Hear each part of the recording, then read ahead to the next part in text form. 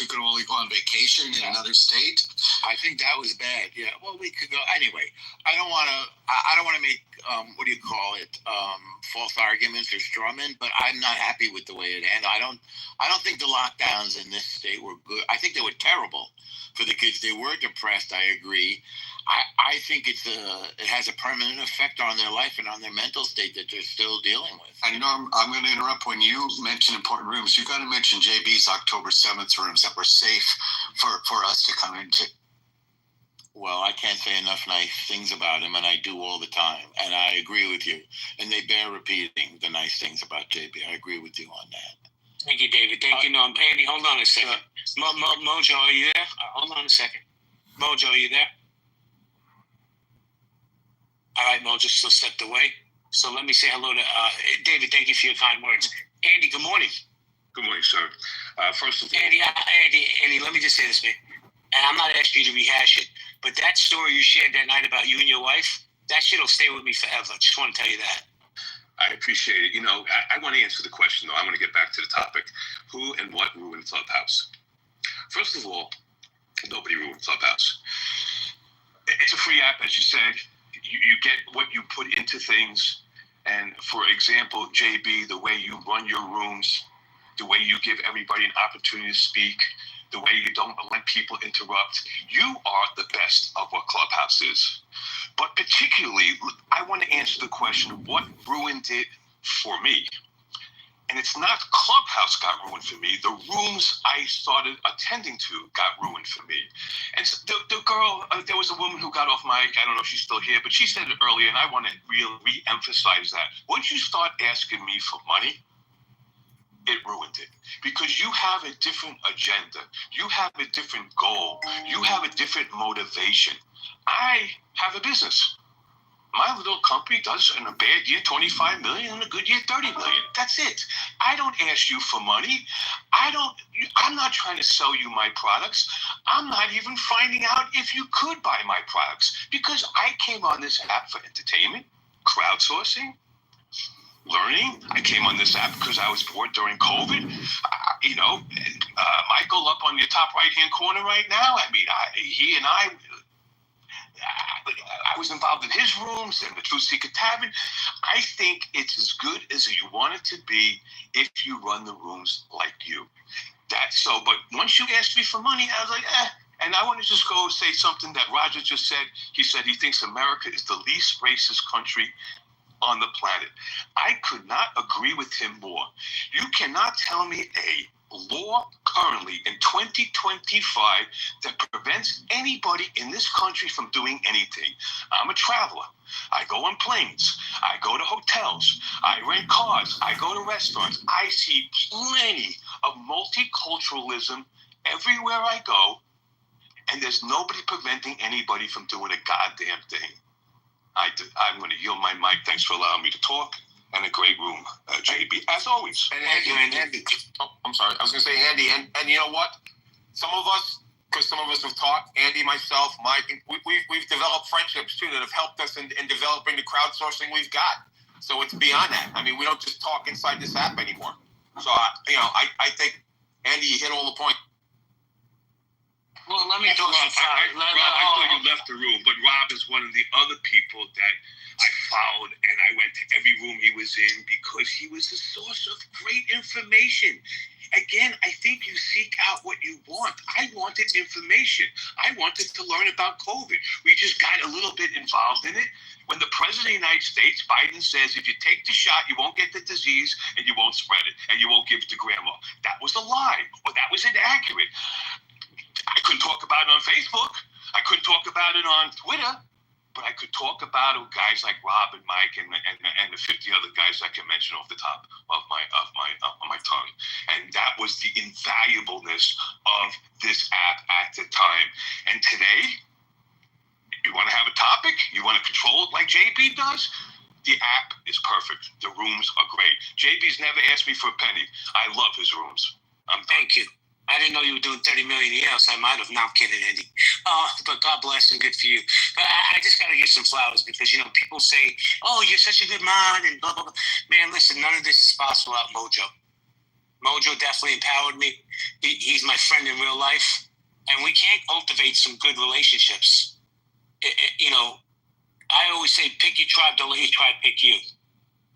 And don't fall for the cute words that people say to get you in their circle. But, man, let me tell you something. What you people don't know, because everybody internalizes everything that's said on this app. Mojo's the real deal. Not just on this app, but in real life. This is my friend. And we disagree on so many. Don't even get me started on gun rights, because that'll just blow this room up. But let me say good morning to David. Good morning, David. Morning. I was listening earlier, and two things. I'm really glad Normo and maybe Andy mentioned, some of the things that were great, and I think we need to go back to that. But really, when I was in the audience, you hit on it. It's moderation. We still go in rooms that are well moderated, and we have enjoyable times, and that's what it comes down to. I think too many people here are allowed to troll, not that they're bad people, but to troll for their own sport. I mean, that's how they get their jollies, and that can get tiresome really quick. But it occurred to me after the last two speakers were talking, we should also do a room with, what was great about Clubhouse, because it brought back a lot of memories. I mentioned your October 7th room, what I've learned here. I came here just because I bought a car and I found a community and people I've made friends with and have meaningful relationships with on a daily basis. I would never have found that without Clubhouse. I agree, David. Hey. Wait, go ahead, Mike. We'll go Mike and then Shay. Yeah, I think that's a great idea to talk about the great things, because it was. But I'm going to talk about the tough thing. It wasn't just trolls that were out there. We always had trolls. We had people. We would set up, basically an infrastructure to manage that. But we had people that were most likely paid, and now probably came from USAID, to come in and detract, disengage, to knock us off our goal and destabilize the room and eventually try to burn it to the ground. There were some serious actors that were involved, and some were exposed to UN subgroups, and they were typically doctors. They took a lot of interns in the first year. Well, Mike, don't even turn them loose on the app. Mike, don't mute up. Let me just say this: they're still here. By the way, Aaron Berger, Aram, these people are still here. They're paid to come in and disrupt the rooms. That's all I want to say. Yeah, and I also believe there were agencies involved. I'll just leave it at that, as well as because they did not want, as much as I'm gratefully appreciative to the owners of this app to allow us to do what we did. The agencies may have treated it as a honeypot as well, to get a pulse, because there was no other app that would tolerate what we were doing. So, but it was sporty, that's for sure. Thank you, Em. So I changed the title to the room by popular demand, and it seems the question is, what made or makes Clubhouse great? The answer is you. So let me say hello to Dr. Jordan. Dr. Jordan's one of those people, like when I first met him, I'm like, this guy's an asshole. But as I got to know him over the years, man, I got nothing but love, respect, and admiration for Jordan. And you know why? Because Jordan is always Jordan. He doesn't try to be somebody else. Good morning, Dr. Jordan.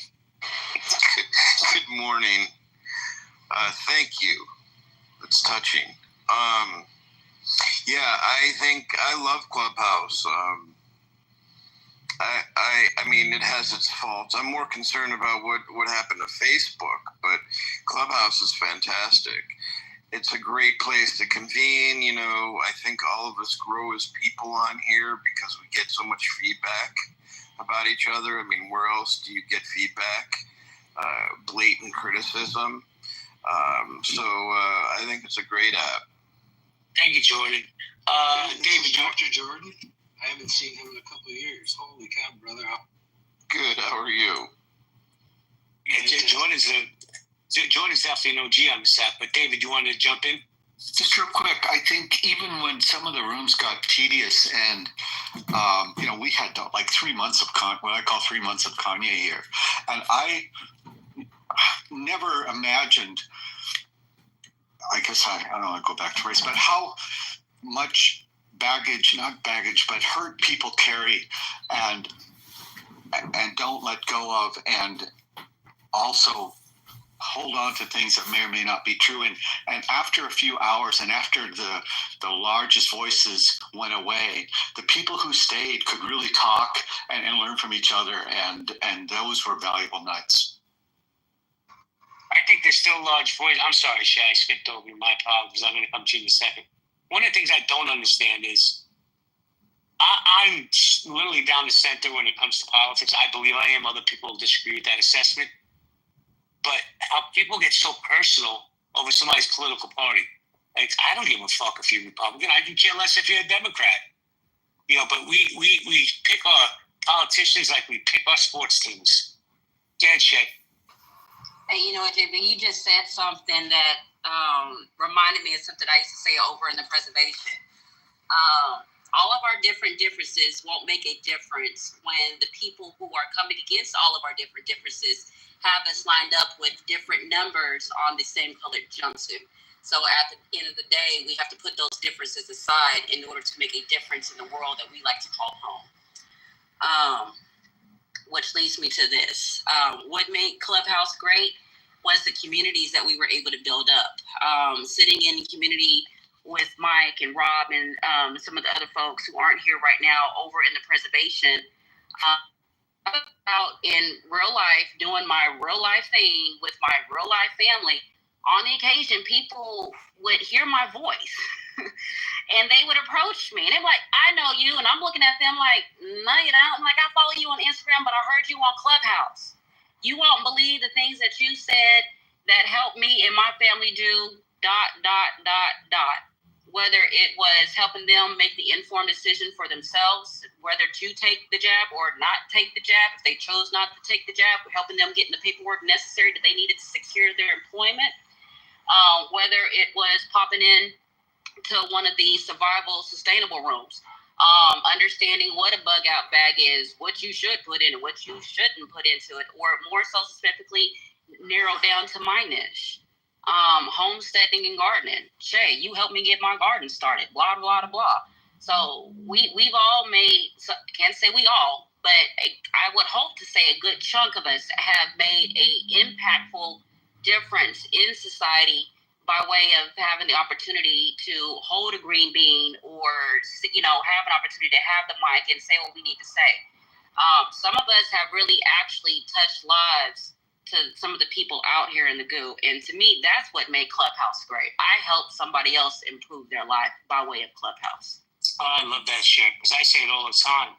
I hate the word influencer. We're all influencers. You could say something that could resonate with somebody in the chat that you have no idea that you resonated with them. You could change people's lives. I know I have. I know other people shouldn't have. Did I come Kristen? Yeah. So I just remembered. Do y'all remember those huge that were trying to get so many followers that did MLMs, and we're like, this just reminded me of like, we want to help you. I'm not talking about you, Shane. I'm talking about people who are no longer on here. We're trying to get like over 20,000. Yeah, we get 20,000 followers because they did some stupid MLM thing. They had some money in it. Good God. Not that it killed Clubhouse, but it was like that was. Ugh. Yeah, no, that definitely did kill Clubhouse. Follow me, follow your moderators, No, one thing that I said when I was, top left, don't follow me. Follow everybody else in the space. Follow the people that you want to resonate with, because if you follow me, you're probably going to change your life. So, yeah, hearing constantly every other, speaker, follow your moderators. Make sure you follow the room. Yeah. Hold on. Respectfully, saying "don't follow me" is a backdoor way of asking people to follow you. Reverse I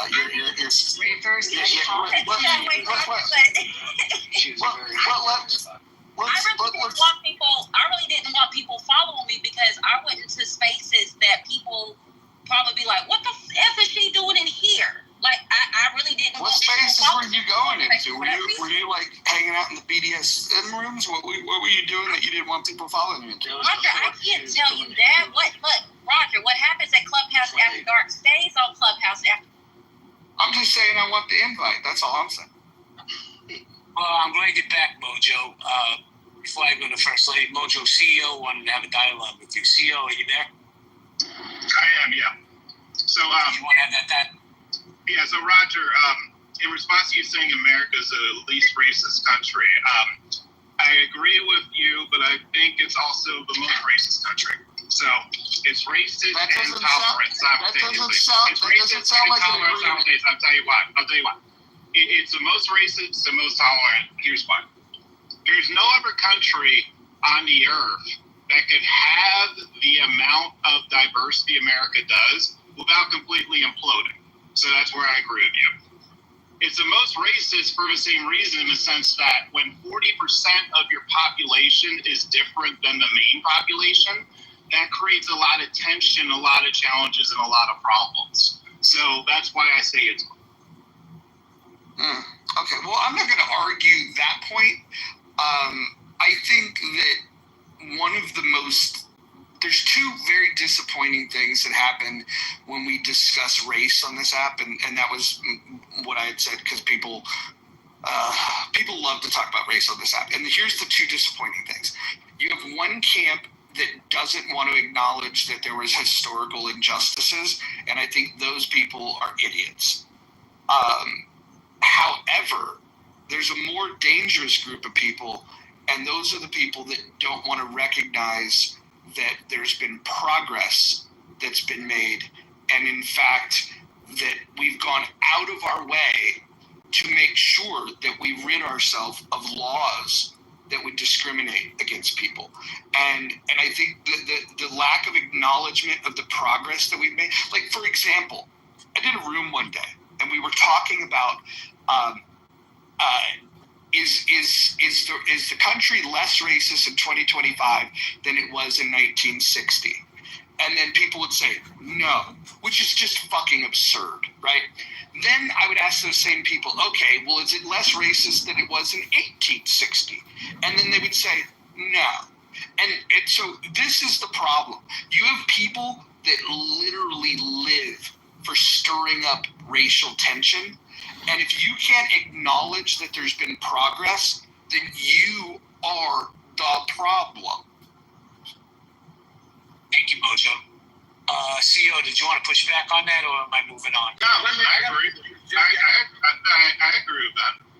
I think Roger, when people don't acknowledge the progress from 1960 or 1860, then that's just disqualifying them from having a reasonable conversation.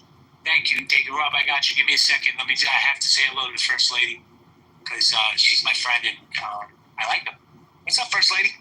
JB, how are you? I'm great. So for those of you who don't know Lady Chi, First Lady, she runs a great room, great house called Politically Correct. Her and CEO always in there. So follow her if you want to have a great conversation. So First Lady, what made or makes Clubhouse great? Well, I mean, obviously, you and me, right? I'm First Lady of Clubhouse. I gave myself that name at Clubhouse. Anyway, what makes it great is the ability to meet so many people all across the globe. People can dial in from Kuwait, from the Middle East, from Egypt. I've met so many different people. And, what makes it great for me is being able to connect and, have conversations, spread love, spread light, spread joy. Those are the wonderful things that I enjoy about Clubhouse. And I think that is what makes it great. And in addition to that, what makes it great is continuously building community, no matter where you are. The more I know about someone else, it allows me to find the empathy in conversation. I may not agree with you, but I can find why or understand or try to understand why you feel that way, and then move on. Finding different perspectives of different people's thoughts just helps me to live a better, well-rounded, balanced life. So thank you. Thank you, First Lady. There's a few people on this app, or quite a few people. I'm still trying to understand the perspective 5 years later. But let me say good morning to Tomato. Tomato, what's up? Hey, I posted some link. I address what Rogers said, and I think it's not the right room to have an in-depth discussion. And for me, Clubhouse is great because it brings together people from different economic classes that don't interact. America is very, very, very segregated based on your economic class, based on your education level. And Clubhouse is the only venue I know of where people can break those bonds and communicate personally. Thank you, Tomato. Guys, we're going to go popcorn style, grab the mic. All I ask is that you respect the one mic policy. So we're going to go popcorn style.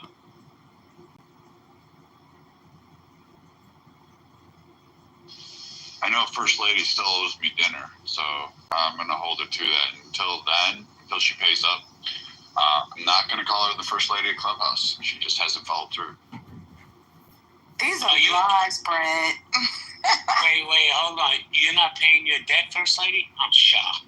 I'm shocked as well. You know, I went and I drove all the way to where Brett is and told him to meet me at the restaurant, and he never showed up. So now he's saying that. Wait a second, hold on. Yes, Brad, he stood me up. He stood me up. You ghosted First Lady, Brad? Yep. Well, to be fair, I received a call from the President of the United States, and he needed me in the Situation Room, and so I had to just quickly cancel. You can't turn down the President of the United States. I'm turning him down for Chi, I can tell you that. I have a question for Chi. Chi, is your room, remind me, is that where they have this silly woman by the name of Sin as a moderator in there? Is that the room? I don't know if I consider it as being silly, but there is someone there by the name of Sen. That is correct. Okay. So I was in that room one day, and no disrespect to you, but maybe it was just a bad day. But it was when we talk about what's killing Clubhouse, that was one of the experiences. This woman was talking about government programs this, government programs that, and then I just simply talked about private charity or whatever and blah blah blah, and then she gets into this on her high horse about how she does all this work, and then I go, oh, that's interesting. I go yeah, I go, why don't you I called her out. I said, why don't you put your private charity that you just spoke about in the chat, and I'll make a donation. And instead of posting it, she actually removed me from the room. I think that was an admission that she actually wasn't doing anything. And so I would say that the people that are in some of these rooms, and I'm not calling you out, but because it happens everywhere, but there are some people that are just completely fucking fraudulent, and they make these claims I'm out there doing work, I'm building community, and it's really? Well, why don't you post this fucking work that you're doing, and I will support it. I'm a very generous person. If she would have posted it, I legit would have given her $500 to whatever charity it was. I wouldn't have even cared if I disagreed with it, because I would have been impressed that somebody's actually telling the truth, that they're doing something in their community. I think most of the people on this app are full of shit when they talk about that, and she's a prime example of somebody that's a complete fucking... My recollection of that day isn't quite the same, Roger. I do agree that you got thrown out of a room in a rude way, and I disagreed with it, and I pushed back on it on stage. But it wasn't for that reason. It was more so that, she was giving you a certain level of energy. You were giving some of that energy back, which I thought was fair. But then, yeah, you got thrown out for it. So I agree you were thrown out incorrectly. But I don't agree with you on it. How come she didn't post her charity? Privacy reasons. Some people just don't like sharing anything that's going to allow you to connect them to who they are off of the app. She's not a very good fundraiser. Like to stay private. Yeah, So you don't want to fundraise on Clubhouse, though. You don't want to fundraise on Clubhouse. Well, no, but she brought it up. If she wanted the privacy about it, why did she? See, this is. She didn't name it though, right? She didn't name the nonprofit. No, she's like, I'm out there doing work. I'm doing this, and I'm like, yeah, oh yeah, show me. And no, can't do that. Listen, yeah. I honestly, I think women like that make these fucking asinine claims. I guarantee that bitch is on a couch eating Doritos with crumbs all over her fucking shirt. She ain't fucking put on no fucking work boots in a fucking minute. She was so full of shit. Like, they get on here on Clubhouse and they talk about doing work. They're not doing fucking work. They're running their fucking mouth. Yeah, I was in that room too. I think she does do work. I'm going to disagree. I'm not going to let that. Hold on. She does work. Hold on a second. Hold on a second, Mike. Let me just say this. I'm still more in shock that Brad would ghost First Lady. I mean, he's just, what is wrong with some of you people? That's what's wrong with Clubhouse. I know Mike wants to speak. I'll speak at the mic. Go ahead, Mike. I was in that room too, and I agree that they were giving each other a little bit of shit, but her fear of being called out for the fact that she said she ran a charity and then her inability to say what it was palpable. Like when he called her out and I said, well, really, what is it? It was like she was surprised to hear that question. And I think she was totally full of shit. So there's one more.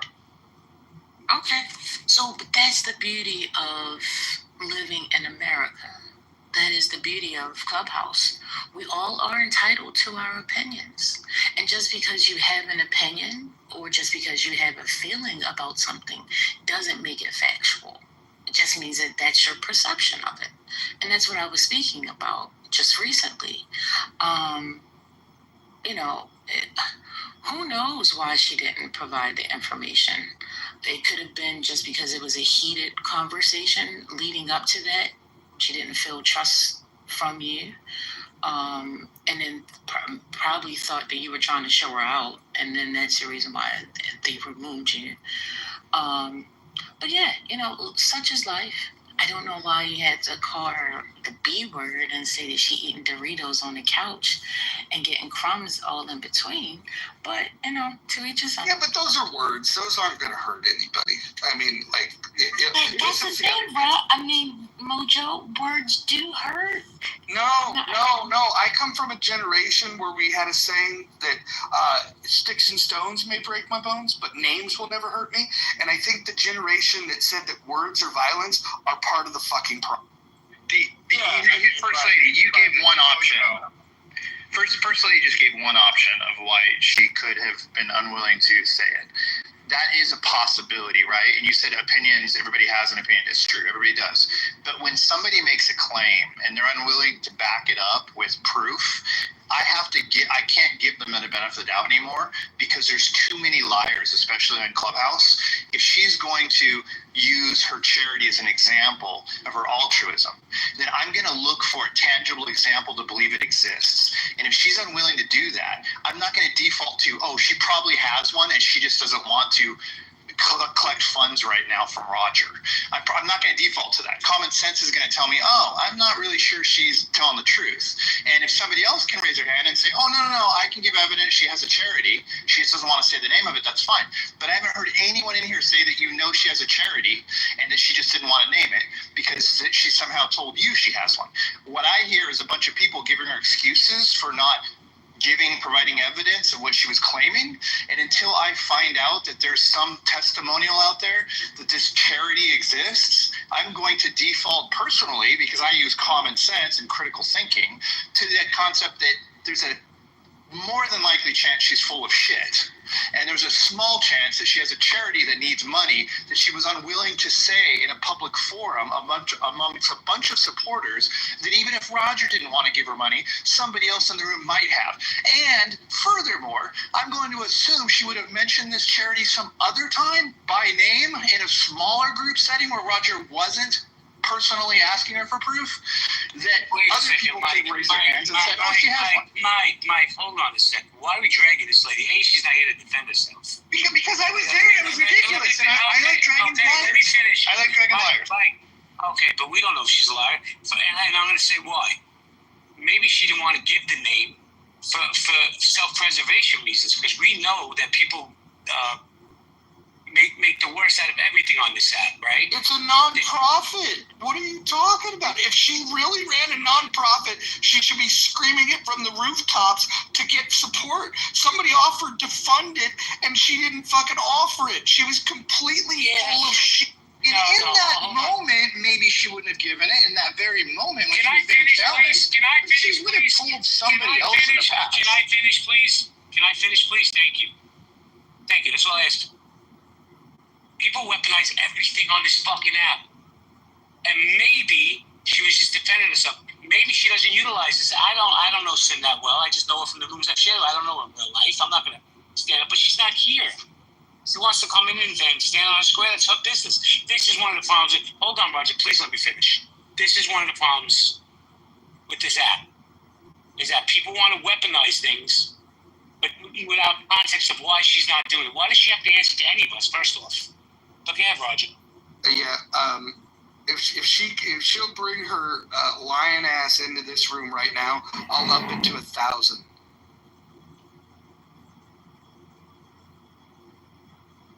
I'll kick in another 100.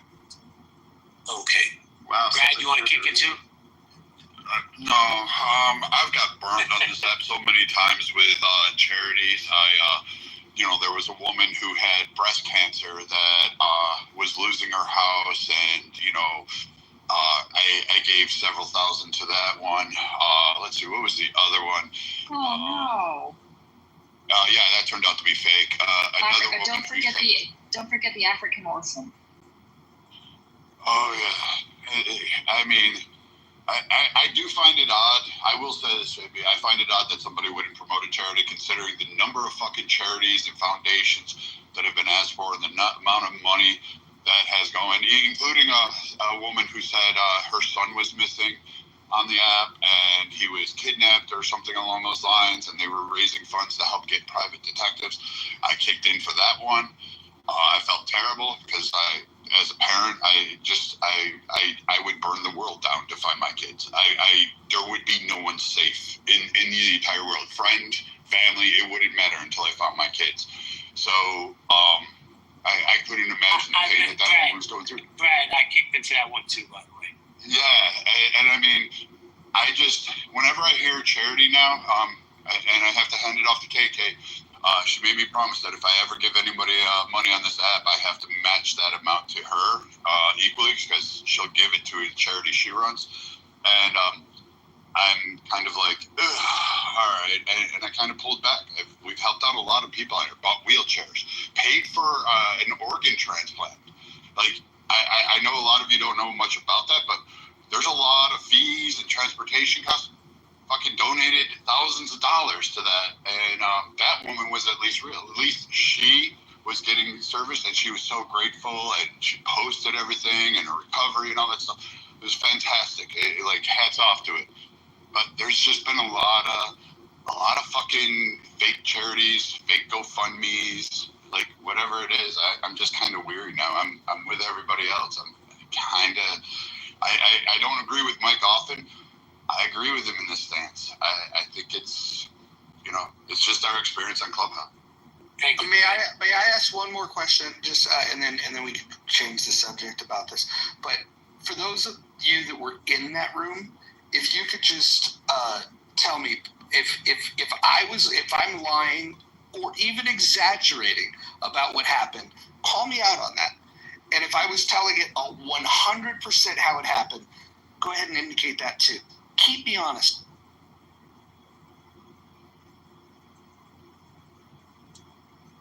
All right. Nobody wants to speak. Well, let me just say this to the top. What makes Clubhouse great? Marshall Rankin makes this Clubhouse great. Marshall's one of the most underappreciated people on this app. And he always brings knowledge, respect, and courtesy, man. Marshall, I can't even tell you how much I appreciate you. I had a personal issue in real life, and I reached out to Marshall, and this is on my children. The man didn't hesitate to help me. It had nothing to do with money, by the way. So before people say I asked him for money, it had nothing to do with money. But Marshall is the real one, and he's a great human being. How you doing, Marshall? Before before Marshall speaks, I want to jump in on that. Out of all the people on Clubhouse, I think I'm tough. And maybe it's, just, ego or whatever it is you want to. I've gone through a lot in life. I think I'm a tough man. I think, I'm the pagan Viking, as Gerard likes to call me, and all this stuff.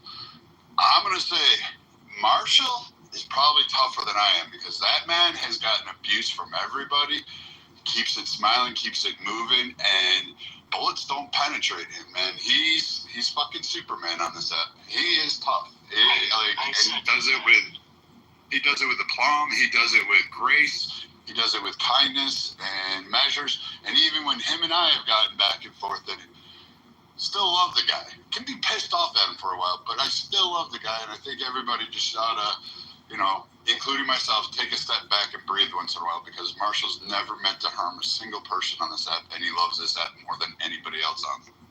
I agree with that. Thanks, Marshall, guys. good morning. I really appreciate that. Morning. How are y'all doing? You're here, so we're doing something right. Do you want to chime in on what makes Clubhouse great? I think at its best, it's the ability to have a conversation that expands one's mind or makes somebody more humble. At its worst, it's a mix between Montel Williams and Montel Williams and Maury Povich, but at its best, it allows people to have conversations instead of debates, and humans are just more likely to pick up good information in a discussion that's not a contest. If it's a contest, we tend to not get as much out of it.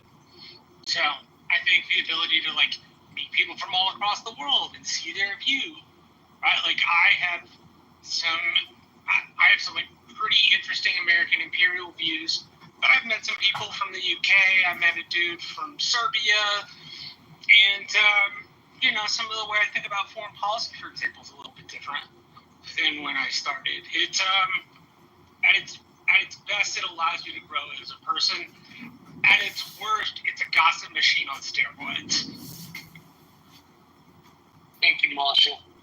I'm going to introduce the next speaker. Even I don't even want him on my stage or on my rules, but there'll be debates. Anthony, the mic is yours. Hey, Marshall, man. I just want to, give you your flowers as well. You're definitely, a shining point of light. Amazing dude.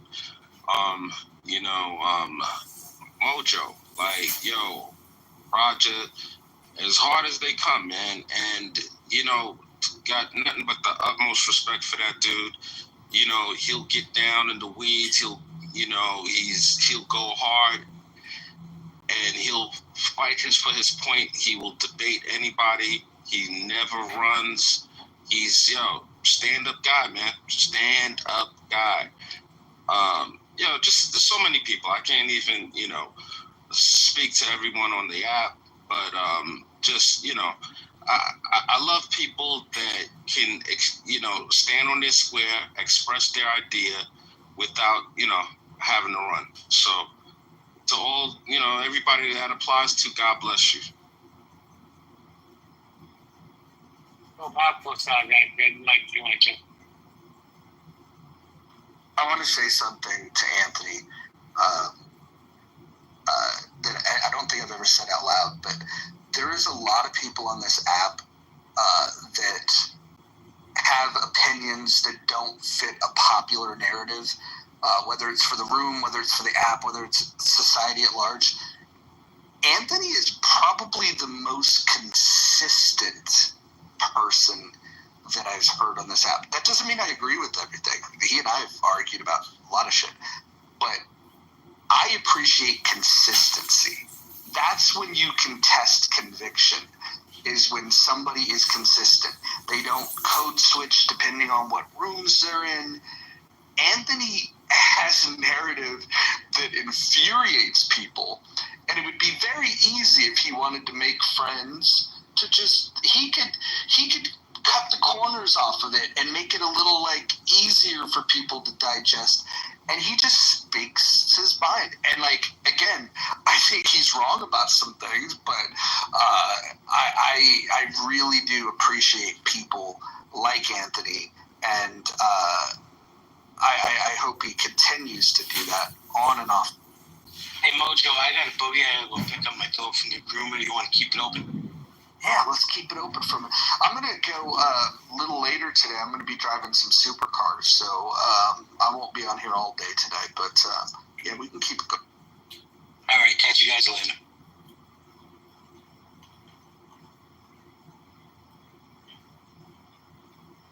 What inspired the title today? Was anybody in that room yesterday, the Debate the Bills room? It got pretty big.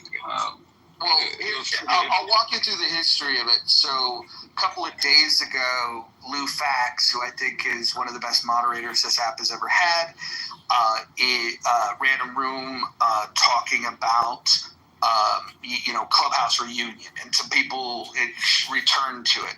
And then grifter ass Jonathan Bing, who's never had an original thought in his fucking entire life, ran a room in Debate the News. And I'm not personally attacking him, other than just observations of truth and statements of facts are not like a problem.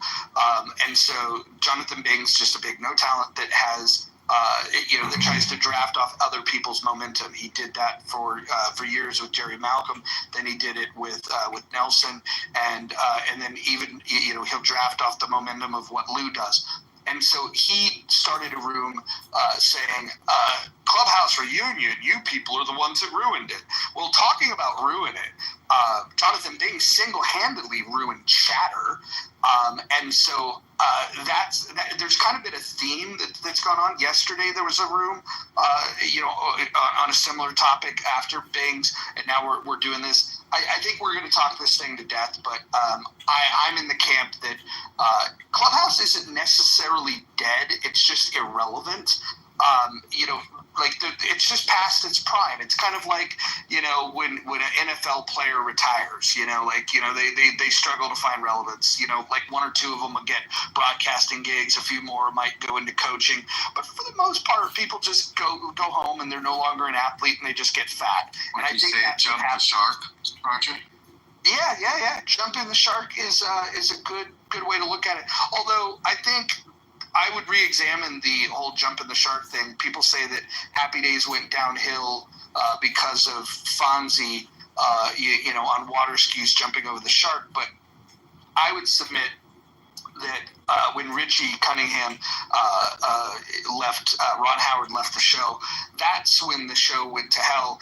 And the Jumping the Shark episode was not the worst Happy Days episode.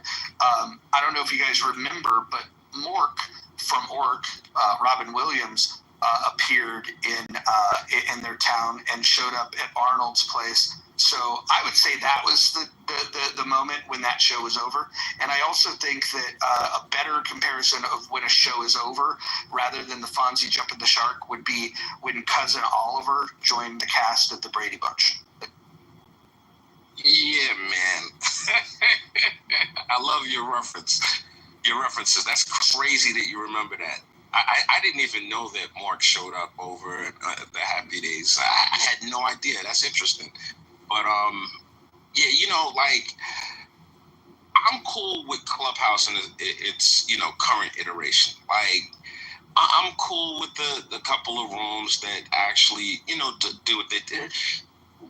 You don't need huge spaces. Like, some of the best conversations I've had in Clubhouse might have been 3 or 4 or 5 people in it. Like, there's some people that they view their importance or the importance of a room by its ability to draw a crowd. And I don't necessarily, agree. I think the biggest thing that benefited Clubhouse early on was the pandemic, obviously. Right place, right time. And, there's people just would stay on this app for days at a time, just nonstop. But, there's certain spaces that it's like a virtual Cheers. Like, you go there, it's like virtual family. Like, you pull up your chair, you talk shit about the current events, and then you have some people that just bang in the chat. That's all they put forward. Anthony, let me engage with you on this, because you said something really important, and I want to admit to something. You were talking about big rooms not really being, the high quality, and I could say this, like, as I look at this this stage, Mike Imtronic has ran some of the biggest rooms that this app has ever had consistently. Peak Healthy Debates, we used to get 1,000, 1,500 people in that room at peak, and Preservation also would do those numbers on a consistent basis. That's back when you had the numbers to support that. And I will say that when they start piling in, there's a feeling as a moderator where you start thinking like, oh man, the room's popping. And then what you do is you optimize for the size of the room. And as a moderator, I think that when we were optimizing for size of the room, the quality wasn't as good. And I think over time you start recognizing that, like, what are we doing here? And then you start making some pivots. And I think that Imtronic would probably agree with me on this, is that if you stay true to the topic and just have a format, whatever it might be, you might have popcorn style, you might go, PTR order, just even these terms, right, that we use. If you have a culture in your room that you stay true to, you'll find an audience that belongs there, and then you'll find the people that really don't fit that culture. And I would just say, to your point, a big room is not the measurement. The quality of the conversation is the measurement. And if that leads to a big room, great. If it doesn't, it doesn't. And the way that the rooms used to get big was twofold. One of them was if you were saying zany shit, or if there was an argument, people would ping their friends. That was one of the things. The other thing was they used to have people that had a gazillion followers. So if back in Healthy Debates, if Eric Weinstein thought the conversation was interesting and he decided to join the stage, boom, instantly 800 people would join the room the moment he starts speaking, because it was a signal to everybody. That didn't necessarily mean it was the best room. In fact, oftentimes the conversation was better before Eric Weinstein jumped into it. And so I would say, moving forward, we as moderators, I would submit, don't try to optimize for size of the room. Try to optimize for the quality of. Absolutely, couldn't agree more on that. I really you got it. feel like. Thank you. I appreciate it, man. To be honest with you, I feel like you shouldn't have more than 3 moderators in a room at a time. I think it creates a culture of bullying, and it really deters from the conversation the more moderators you have in the room. I think when I think about anything that I've ever seen in real life where there was a moderator involved, like a presidential debate or some type of debate, you never see 8 or 9 moderators in anything in real life. It just doesn't make sense to me why you would have 9 people on stage that are moderate, and it takes away from the good conversation that could be had if you weren't playing personality games. Well, Jamal, you're making a good point. There was rooms on this app, and I don't need to call them out by name, but you guys would know, where their shtick was like, we'll mod everybody. And then by handing out these participation trophies as a social currency, the people would then, they would be more likely to ping people, because it's like, oh, look at me. I'm in a big room and I've got the green bean. And I will say, I've kind of reverted back to, like, because I just don't care about the size of the room anymore. I'll mod people because I like them. That's not the best way to do it.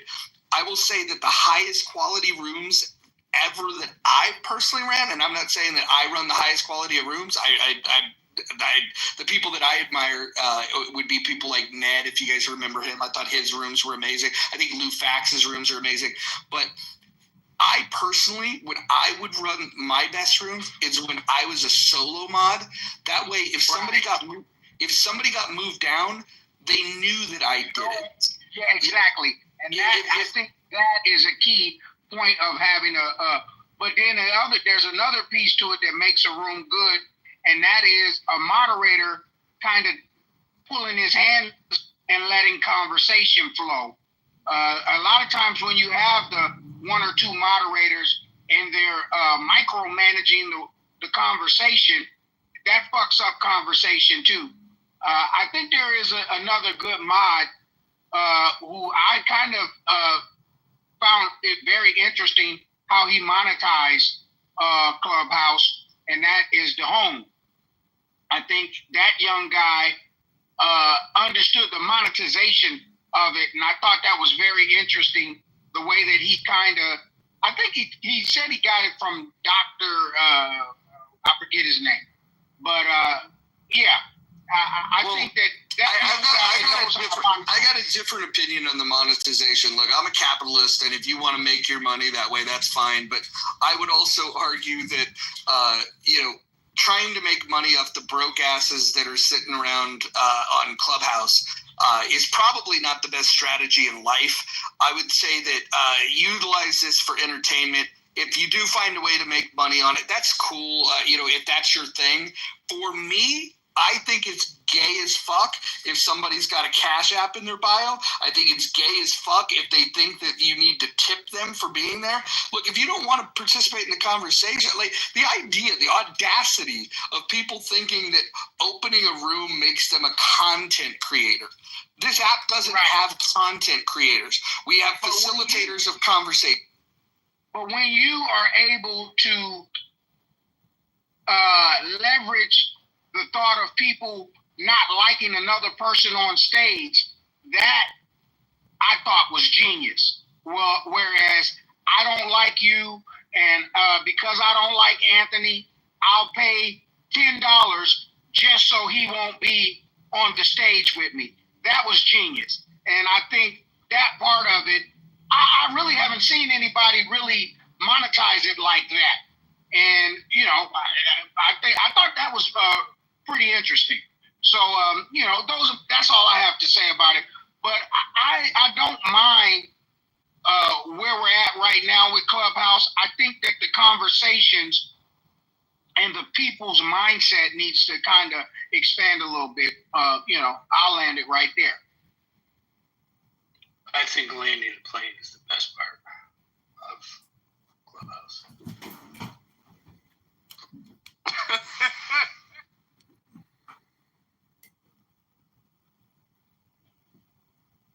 Yeah, I'd like to chime in on the title.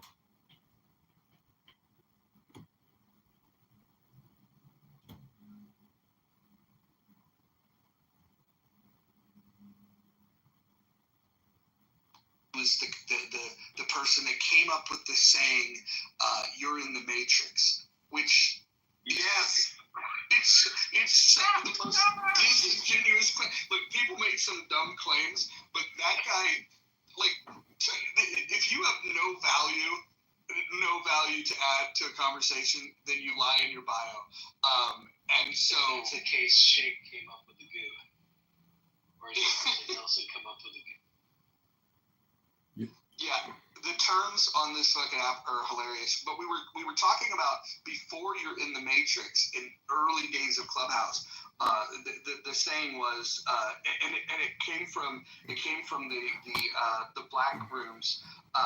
They would say, "You're in the pipes." That was the saying that before you're in the Matrix. However, you're in the Matrix took off is pretty cool. But when you're in the Matrix became popular, Mark Days wasn't even on this app. Like, that guy's just a complete liar. And if you want to talk about frauds, I don't know if you guys remember a guy by the name of Travis Believes. Travis Believes was one of the dumbest, fucking fakest people ever on this app. In his bio, it said, "Do you want 250,000 social media followers? Click here, blah, blah, blah, blah, blah." So I started clicking around. I went to all of his social media accounts. Combined, he didn't have even 50,000 followers. This guy's going to help you get 250,000, but he doesn't even have 50. That was the fakest fucking dude ever on this app. That's funny. The other thing is all of us here that ran rooms and invited people on stage saved countless lives because we were able to identify a smoke detector that needed a battery replacement. So I feel really, really good. That made me feel like I did something positive. Can I just give 3 quick anecdotes about my experience with Clubhouse? Please do. One is that I think I am the most kicked person of all time in Clubhouse history. I've been kicked from more rooms than anybody else. 2, I've had more Clubhouse accounts, profiles than anybody else on this app. And 3, I think the anonymous feature on this app, I could have played a big role, or I did play a big role in the developers and the managers, because they probably have received hundreds, if not thousands, of complaints with regards to my activity on this app, listening and recording people making really asinine, stupid, low IQ comments, not based on intelligence or science, but purely based on horrific political positions and propaganda distribution. So, if American Party, how many accounts do you think I was responsible for having removed from the app of yours? Maybe like 3, 4, 5, something like that. I remember you had a big one that you had changed to my Roger Mayhem name, and I remember the day that got clipped. That had to be a little upsetting because that was the one that you had the most followers on.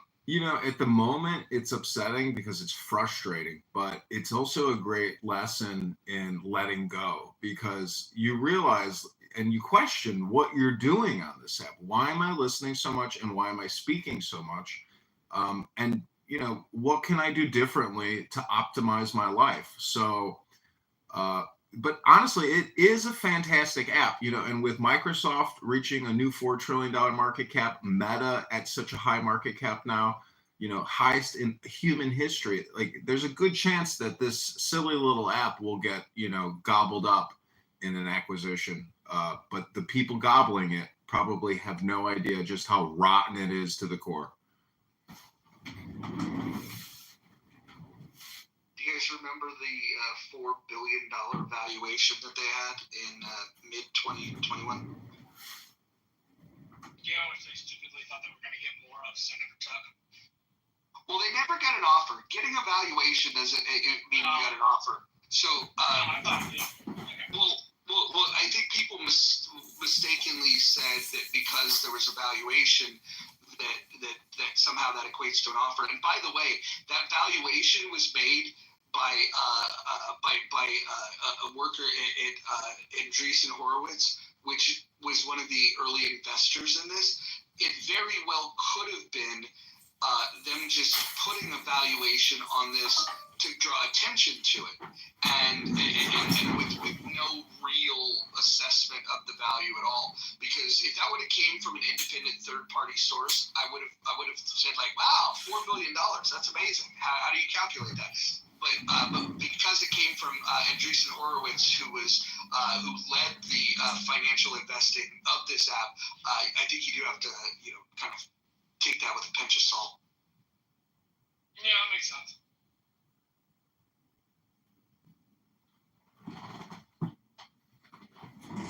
Momo says the data on that eval was based on Clubhouse when celebrities on Clubhouse still. I think that would have led, if they would have looked at the celebrity experience on here, that would have led to a very low valuation because when the celebrities were on here, they didn't fare very well. I mean, go ask Kevin Hart how he feels about Clubhouse. Kevin Hart got ridiculed with Clubhouse. Are you kidding? That is hilarious. That's like the funniest thing I've heard all day. When a comedian gets packed up by normies that are just in a room shooting the shit, that's when you realize the power of Clubhouse. These rooms right here, it democratizes, your ability to join a conversation. Comedians, when they're on a stage and the light is on them and they have the microphone, they're really good at handling hecklers. But when they don't have the microphone exclusively and they don't have the light shined on them exclusively, all of a sudden they become very human. And it's amazing that the people in a room, of average or below average intelligence, rip that guy to shreds, and he's never come back. I have some Amber Rose recordings that did pretty well from this app. And if you listen to what Amber Rose says, not only is it insanely stupid, but it's racist and it's funny. But the Amber Rose recordings that I have and the shit that she would say was like cringe and incredibly stupid, but still fun nonetheless. And then sure enough, you see her in the Trump election campaign with her big forehead tattoo, and Amber Rose is endorsing Trump. It's a small world.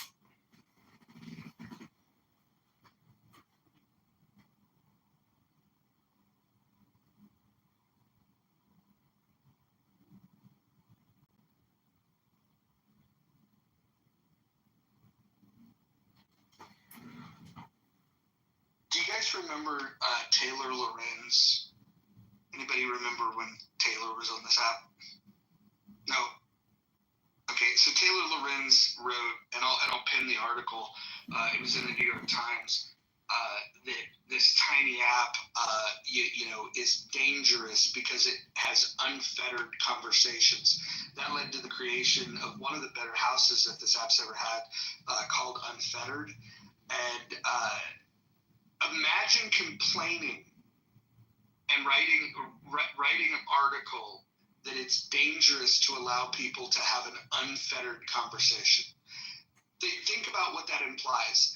It's just amazing. I'll post the article so you guys can check it out. Yeah, please do. Well, I mean, I was called master amongst others that I know because of, we would do days and days and days of just advocacy for writing exemptions to the vaccine. You provide them with the verbiage, everything they needed, affidavits to require their employers to sign, their HR directors on notice, things like that. Yeah, that scared me. And Michael, one point, I don't know if you got a chance, I texted you, I don't know if you got a chance to bring up the point. People talk about the U.S. being racist.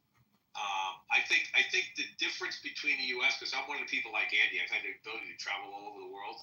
I think the difference between the U.S. and other countries is, do we have issues? I think everybody's got issues. When you've got as many people, in countries, you're going to have issues that you've got. I think the main thing is that our ability to have open speech is something that we just don't understand that in other countries is not always there. Having traveled to other countries, including ones that are very locked down, people want to talk, and you'll find that the majority of the people outside of the controlling entities in that country want the same thing we want. Everybody wants the same thing. I mean, they want to just be able to live their life, have their children grow up healthy and happy, and have a path forward for success. It's amazing when you see that. But when you come to the U.S. and you find, there's this discord. Well, the discord's there because we can talk openly. And you look at some of the discord nowadays, it can be very minor stuff that creates the discord. Where I think you need long term. I think we're in such a great position that we're now arguing over smaller things and not should people be allowed to be in shackles, right? I mean, we're beyond, I think, some of those now.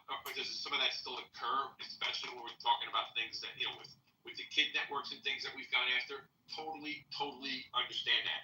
But we're now open enough that I think enough people are trying to resolve those problems that I don't think you're going to see as much of the 50-50 divide. I think the divides are a lot less minor. I don't know if I ramble too much or if that makes sense. No, I think we're more divided than ever because of social media and government feeds to divisiveness. But what you said is so important. There's no First Amendment in Canada.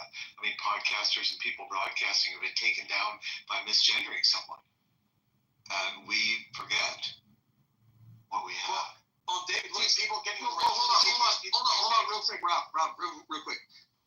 The term misgendering somebody like calling them by the gender in which they were born is now a crime, and then we call that misgendering. Rob, go ahead. I was just going to say, look at the people in the UK. They put something up that UK, who the social media police don't like. They'll come and arrest you now. And it could be something as simple as, I don't agree with the vaccines. I think the vaccines are dangerous. Boom, they can come in and take you and put you in jail. Well, doctors were silenced, during COVID too. The ones that didn't agree. Well, if you bring up COVID-19 vaccine as a conspiracy theory or anything controversial or critical of it, you are labeled a conspiracy theorist immediately by everybody on this app still. So to me, that is extremely frustrating. You couldn't say that on Facebook. So if I'm a YouTube publisher and I had to undergo a medical misinformation policy training. Not only do they inform you about the COVID-19 vaccines, but they press you on Plan B. You're not allowed to talk about mifepristone. I love history. Fuck America. Anyways, my point is the merger between big tech and platforms and big pharma, big medicine, big insurance. It's there. You can't be critical of medical information, but the fact is that Fauci, Bill Gates, and a dozen other people, I mean, they are really complicit, in my opinion, in pushing out bad science, fake news, misinformation, and has created disastrous health outcomes for millions and millions of people. What pisses me off when we start to go back and look at the pandemic, what really truly pisses me off to the extent, and I'm guilty of it, so everybody in this room, everybody in the United States is guilty of it, and pretty much around the globe, if you're going to cite your moral, stance there.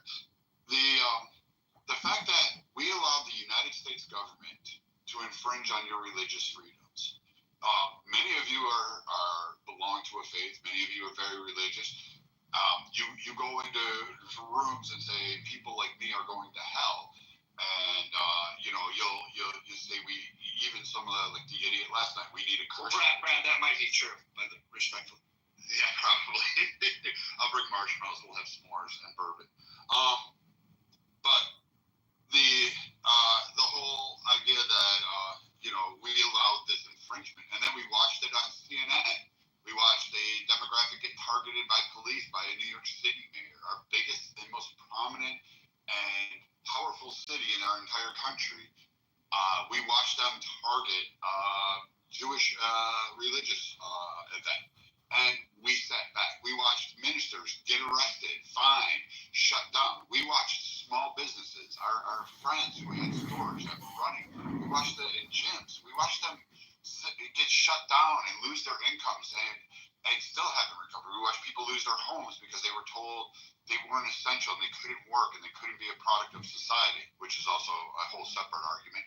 And then furthermore, we interred elderly people who were in need of care, and we threw infected people into the rooms with them, and we gave a bailout to these care facilities. And we never held governors who granted this. We never held the mismanagement, and we've never once, from Fauci on down, took any of these policies and said, hold the fuck on. And we've never put anyone in there. Gretchen Whitmer, she didn't go and face any kind of prosecution. She didn't receive anything. Several thousand died under her care, under her watch, and she didn't advocate for that. And Trump is guilty of this. He had a DOJ. He could have went and said, hey, you can't imprison elderly people for being sick.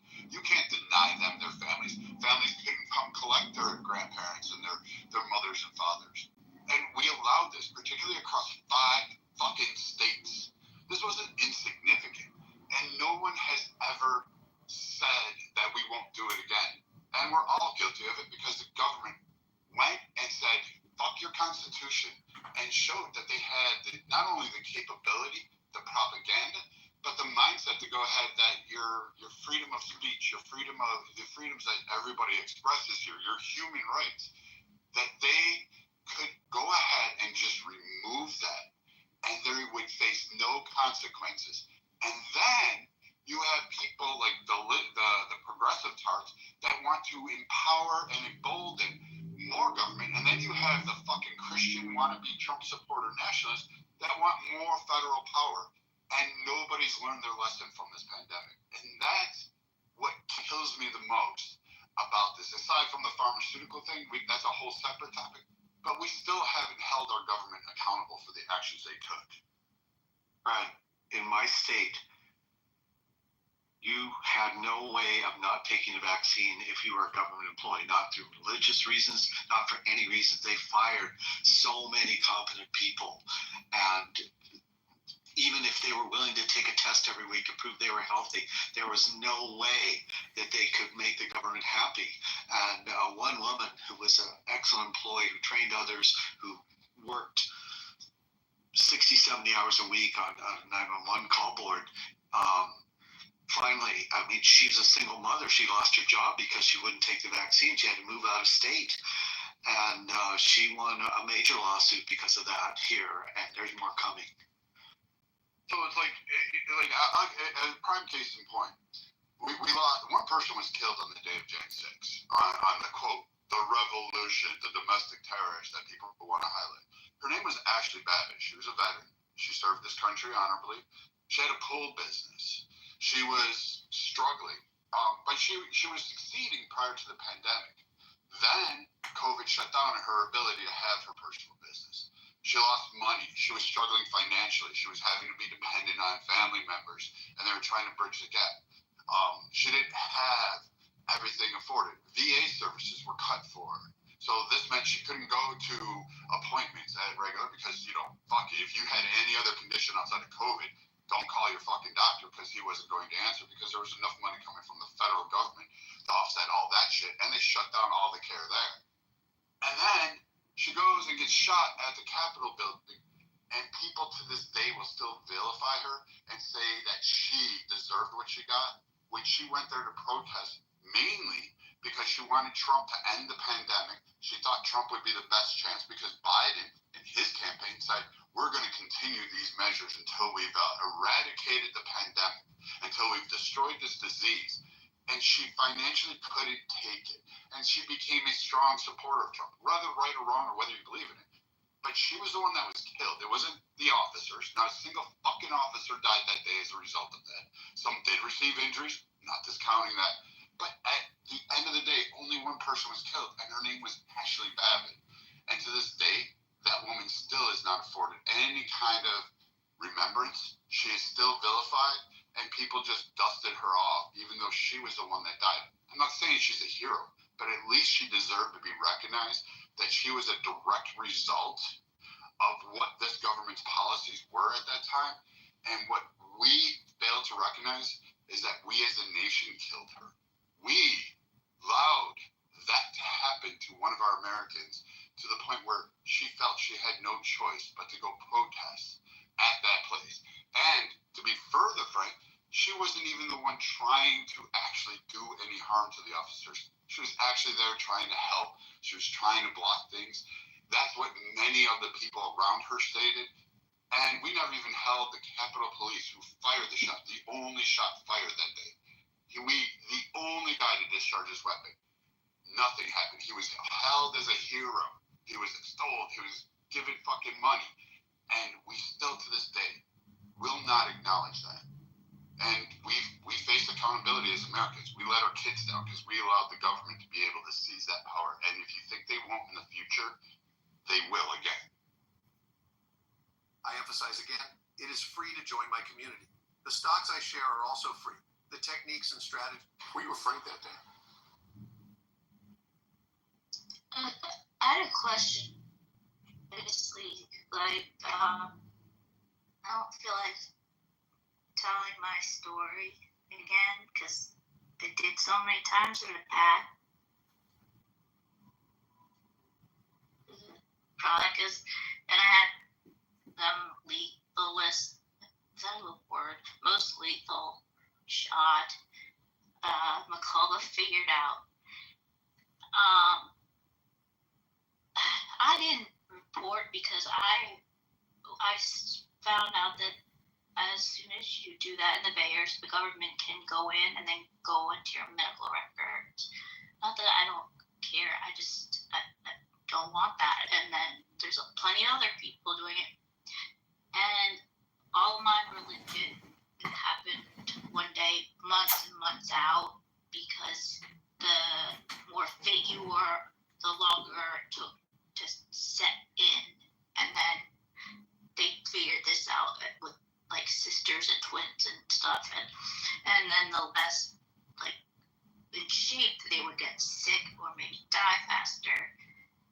And the one day I woke up, not looked like there was another person growing on me, and I didn't have a head because you couldn't lift it. And I went to my PCP. And what the fuck are you talking about? I'm trying to say, ask American if that is still in the chat that he put.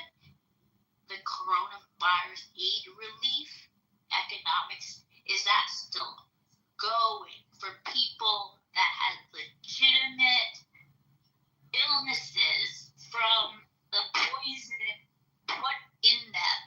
That's what I'm talking.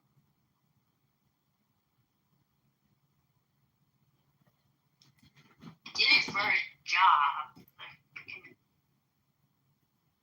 I don't know what the fuck's happening here. Hakima, what happened? I just heard a lot of words. I don't know. Oh my god. Ooga. That's all I heard. Alright, we're going to do an interesting thought experiment here. I am going to do something I would never normally do. Let's see, we're going to mod Alyssa because she sounds completely sane. And we'll go ahead and do something I don't think I've ever done. We're going to go ahead and mod American Party. Alright, let's see. Let's see where that goes. I'd like to say hello to you, Mr. Roger, and also say hello to Mr. Brad. Brad, I would never share the things that I've heard people talk about you. I respect you. Thank you for your service, and also thank you for acknowledging Ashley Babbitt. I really think that, like you said, we as Americans sometimes do not realize how we redress our government is extremely important. I call it a redress. We don't know what it looks like because most of us never experienced it. And J6 was us redressing the government. And unfortunately, because we have commies in government, domestic terrorists in government, they have taken over and done a very good job of brainwashing our children and the American people for the last 40 years. So that's one of the reasons why they got away with what they got away with. You got people who are complicit. They don't know what self-government is, but they sure do know what government is. And everything government's touched, Brad, and you know this, they have ruined it. Roger said this the other day. If you think the government's there for you, think again. The government's our problem, guys. The bigger the government... You know the famous quote, government doesn't solve problems, it subsidizes them. Exactly, Roger. And remember this, everyone. The bigger the government, the smaller the citizen. The bigger the citizen, the smaller the government. Take back your own personal self-government and stop allowing people within your world who do not live in your home to control your life. Thanks, Brad, again for saluting the only person that actually died on behalf of the American people, Ashley Babbitt. Yeah, let's not forget Michael Byrd, the murderer who decided to blow her fucking head off as she was trying to, it's total murder. I don't know if anybody here has seen the video, but, police seem to get immunity and there's no accountability, especially this guy. I posted the link to his interview, where he described how terrified he was. And if anybody saw the video, you'll know that this guy is an abominable human being.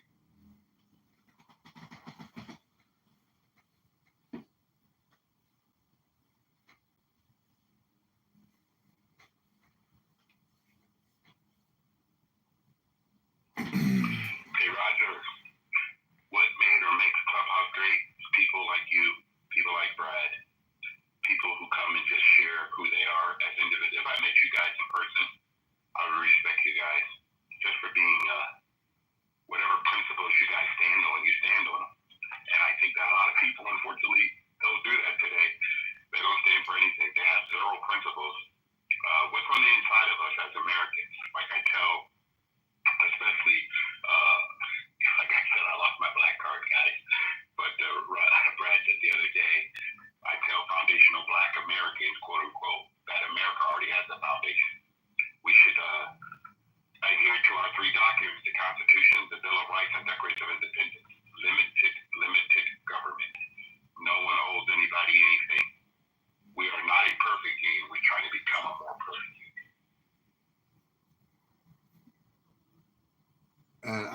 if you heard last night, but we got an interesting discussion from Bima, who is an anarchist, but she failed to really describe what her new government and new, simulation or situation would look like.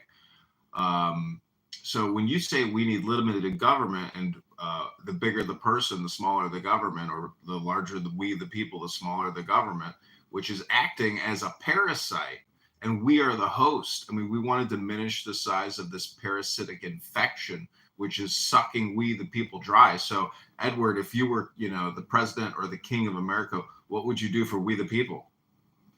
First, I would tell the we the people that they're responsible for the outcome of their own lives. And obviously, if we go back to community, I would let them know that whatever they need is in their local community, what they need locally.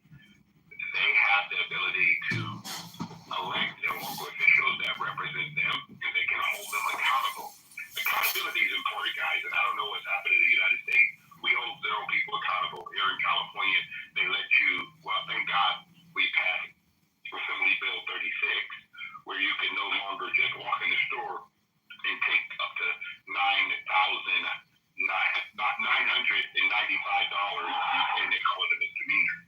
They don't realize these people who own these supermarkets and these stores actually are business owners. They try to take care of their own family, and any form of shrinkage hurts them.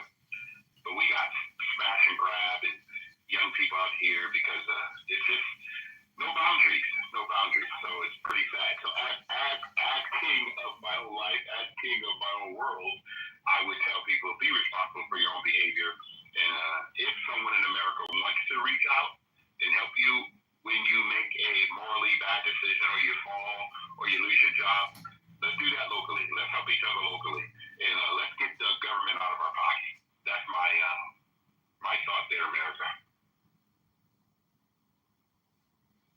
And also, you have more power as an individual than you actually think. I mean, it takes one clot to cause a heart attack, just one little anomaly. It takes time, and it takes a lot of effort. It's like having a second job, but it can be done.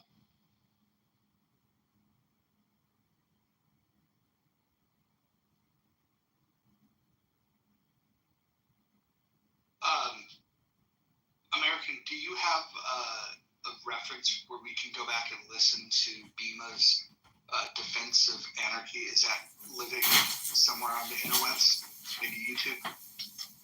Yeah, I've live streamed that. Oh, it's on my YouTubes.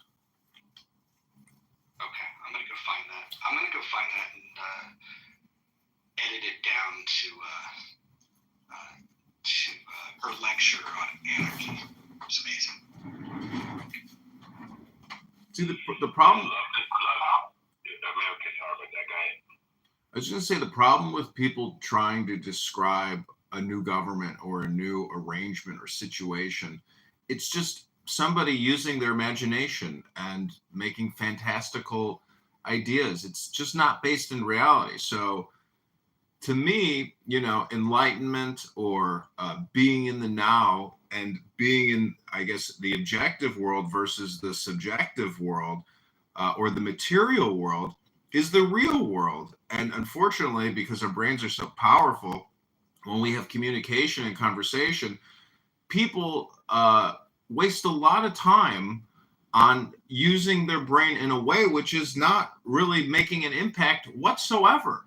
So it's a little bit like what our government does. The IRS, has 800 plus offices around this country. These are shakedown offices for the American people. These are not innovation centers or incubators or entrepreneurial education facilities. These are shakedown offices. These are parasitic facilities that shake down 18-year-old female Uber drivers. They have no money. These are shakedown facilities. So what I'm trying to say is that we, the American people, have to wake up and recognize a parasite when you can properly identify it and know it doesn't do any good for us. We have to reject it and, diagnose it and treat it. And the best way to do that is really personal responsibility, but being social and being political. And this app, with regards to COVID-19, was just that. This was a response room, or this was a response platform to the mass vaccination and destruction of our genetic material and threatening us with loss of life. I worked at the Treasury Department. I was repeatedly warned, if you don't get vaxxed, your position and your livelihood will be terminated. I would love to see those people held accountable for threatening me with loss of, livelihood. But I resisted, and I wrote a religious exemption letter, and eventually, Trump was able to push it out, but not till much later. So the medical tyranny that we have lived in is a censorship tyranny. It is a platform, deplatforming tyranny. You, as an American, your rights to freedom of speech were absolutely and completely restricted. The censorship of your thoughts and your voice, that means you can't even have the thought if you can't have the voice. So it is slavery. It's not liberty. It's not freedom we've been living under. And I thank God Donald Trump won. Keep going. I was going to say it's going to be more and more censored, where they can find you on your phone. They can find you through just any sort of EMF device anywhere that's on you. And I couldn't write them down, but I got half of them, and we're the largest corporations that are already working under this tyranny. This company, I won't say, CBS, Target, Apple, NBC, Shell, and McDonald's. And to say, I know that they aren't going to be happy. They won't be happy if they find people that are against their plan. But they don't go to say what they'll do to them. I mean, private businesses can't do much other than not give you the goods. Or you use that marketing to say bad shit about you. The thing people will end up needing to do is classically American. They will need to sue for their rights. And the best way to probably do that would be to recruit somebody who could pay to file the lawsuit. Technically, it's called lawsuit shopping.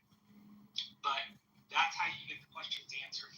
You put them before the court, and the court either goes, yeah, you're right about that, or no, you're totally bullshit about that. Marshall, the only politicians have told me the only people they're afraid of is lawyers. You're right. I had politicians tell me they were afraid of other stuff, but more like, I feel your point. I don't think you do. I don't want to make anyone think I'm more weird than I already are. Trust me, you're among friends. I am weird too. Let me have a little fun here.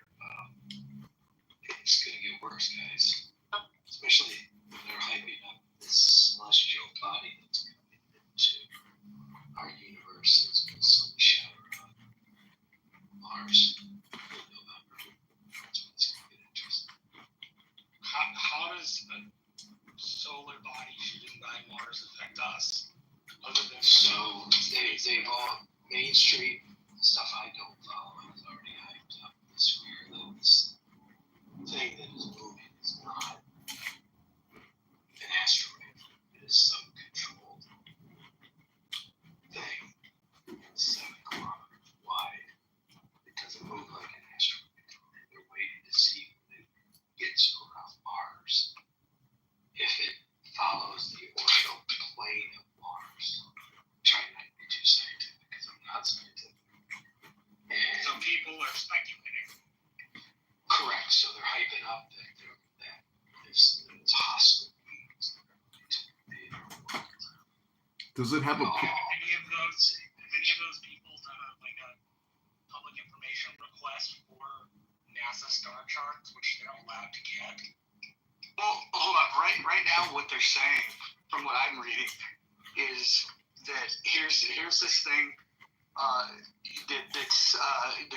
that's heading this way, that's normal, but then there's this thing following it that they can't put their finger on. And so how they're going to weaponize this, I don't know. But the closer it gets, the better view we'll get of it, and the harder it's going to be for them to justify the scare tactics. That won't stop them from trying, though. Is there a price tag on it? Is there a $37 trillion price tag on it? And is the trailing object the American people? Better question: is there a relative of theirs that live on it have already fallen and been found? You know what would be wild is what if this was what the Hale Bopp people were waiting for, and they were just wrong about the timing? There you go. Great point. It's just too convenient, too mainstream. What's going on? A Harvard professor says they're hostile. It's a good chance that they're hostile. So if you can't even see the damn thing, how do you know it's possible? They can see it. They can see the How does being able to see an object make an object hostile? I agree with you. The tail is not. Astrophysicist. The tail is forward facing, not rear like every other common organism. Yeah, but that doesn't mean the damn thing's hostile. I know, exactly. Yes, that's not what I'm talking about. Listen, your local congressman, your local senator is more of a danger to your personal life and your future children's livelihood than an astral object in outer space. It's your senators and your Congress people and the Federal Reserve that pose the biggest threat to your future liberty and your liberty right now. American, your city council and your governor affects your life more on a daily basis than any of that shit. 100%. Okay, well, in the chat, I put links to the HEROES Act and the CARES Act. That was over $5.5 trillion in debt created by senators and Congress people. What was the ROI on that? Do you ever hear a forensic accounting or a cost benefits analysis of former acts and all the trillions of dollars in spending? No, you just give it away. You give it to your lobbyist friends on K Street for Pfizer, Moderna, J&J, Google, every major corporation, Comcast, AT&T, Verizon, AstraZeneca. Every single major corporation made out great, and you got a $1,200 stimulus check that they took back from you a couple of years later. So I again tell you, your local Congress and your local senator poses a bigger threat to your liberty and well-being now and in the future than an astral object, which is a clickbait fucking article, people. Wake the fuck up, my fellow Americans.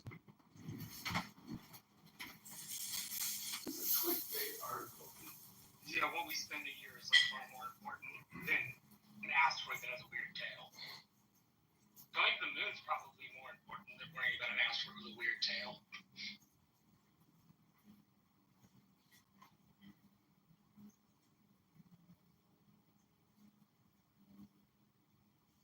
Oh, and David's also right. Your mayor, city councilman, county commissioners, they affect your life much more on a daily basis than do the president, the Congress, or the Senate.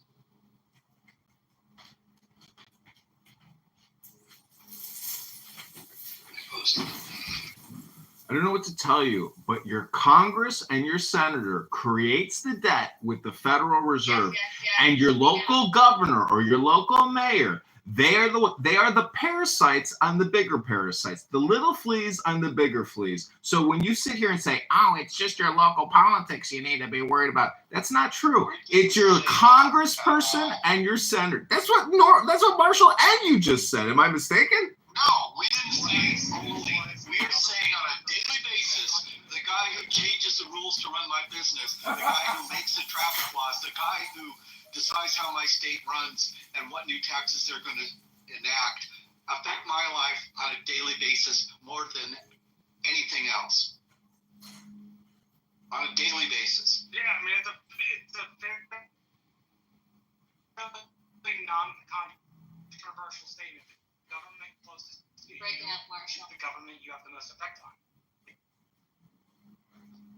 And when 25% of the people only vote in those elections, what do you expect? People need to take back their government, and they don't.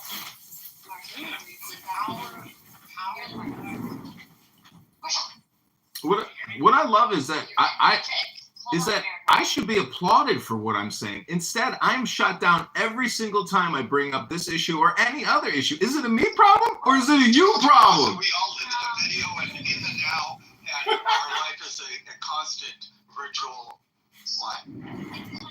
It's not what you're saying, it's how you're saying. Oh, it's how I'm saying it. You don't like how I say it, but you enjoy what I'm saying. Got it. Thank you very little. It's not about enjoying. You do have Got it. Thank you very little. And it is very valuable. Who posted that? So, yay, but you are also speaking in a condescending tone that is annoying after about 30 seconds. I'm not worried about the condescending tone. I'm worried about the level of government. Like, my point and David's point is the government you can affect most is the ones that have the most effect on your life. Don't get me wrong, in Congress, in the passage of the Big Beautiful Bill, they affected just about every state in the nation with their air traffic control system, for example, because they're going to update it. I'm not saying Congress can't affect you. I'm saying most people in their daily lives are far more likely to run into their local or state government rather than their federal government. Their federal government is more ethereal. It's more in the sky kind of thing. Your local government is very much in your face. So you are right in that you do need to contact your congressman and you do need to, try to get them back in on a leash. But you're wrong in that the area where you have the most impact. But not the area where you have the most impact. The area you have the most impact is your school board and local commissioner and local mayor races. That allows you in particular, because the commission does things like set tax rates, right? Like that, the tax rate the city raises is going to directly affect your bottom line. So Marshall, good to see you. Good to see you too, Mr. Redford. How are you? This is the best day of my life. Thanks for asking. So could you give some practical, I like to know where every state, everyone currently is, and give some practical, you and David talked about the local area. What are some of the things that people can currently do right now in order to affect their local community? And how many of us are currently involved in our local government to any extent? What I would say would be one thing that you could do, and this is just the summer, so it'll be good to be sometimes take times off. Go to your city commission meeting, go to a county commission meeting. You're gonna have school in the next month and a half or so in Texas. Go to your beginning school board meetings so you know what they're going to be covering for the year. Get involved in organizations like the Rotary Club and Toastmasters that can plug you into civic service organizations. Those are things I would do. The Rotary Club, while not explicitly political, it plugs you into civil service. And civil service is very important for affecting your government. You don't just want to be an activist about it. You want to be somebody that your local government people see. Somebody once said to me, why should government care about you if you don't care about the government? And that means knowing what people think about, knowing what their jobs are. I don't know how to restart this live. Memorize the script, but those things are generally good ideas to get involved. And also, they have a child because their plan is to continue over age since 1902. you have agencies in your local neighborhood. Look, it sounds stupid, but you go to your community, form a community council of your neighborhood. Allow any citizen who's genuine to come in there, voice their complaint. Now you have access to your city councilman. As a group, you have more of a voice than you would just writing a letter from your house. And you can find out what funds are available that can be directed to your neighborhood to solve problems, to build sidewalks, to correct whatever's going on in your neighborhood. And that way, on a small level, you're getting things done for people who need help locally. And then in an election year in my city, when there's candidates and out for review, they allow public speaking. So you can go to those meetings and raise issues personally yourself and get them on record. And newspapers, social media outlets, they need to publish stuff. You can call them with information. You can give them information in a way that they can write an article or an editorial and actually get your information out there. And I did all those things and we made changes. A couple of other things that should go without Well, saying. hold on real quick. Before you go to your Chamber of Commerce or your Rotary Club or a school board meeting, city council meeting, you should understand one thing. There's already a culture and a consensus amongst the people that go there regularly. If you show up on day one without a plan and you're just going to show up and be the contrarian, you're not going to win any one of them. What I would argue, the best thing to do is to go ease in, meet the people. Don't tell them much about you in the beginning. Try to learn about them. And then go find your like-minded people that are not attending these, and you bring them with you. And then once you have, even if you had 3 people, you have 3 people that show up at these things. Now they can't bully you as easily because you have people that can co-sign for your shit. So when you start talking about things, if somebody says something, they present something that you just know is absolute horseshit, you could say, and don't just tell them, hey, that sounds like bullshit. What you do is just go, yeah, I don't know if that's exactly true. Can you continue? And you let them continue. And then what you and your crew do is you look at each other confused, like, what is this person talking about? And then you slowly start winning over the crowd. And you figure out which people you'll never win over. And you find out the people that are just there to make friends. And those people you can win over just by being likable.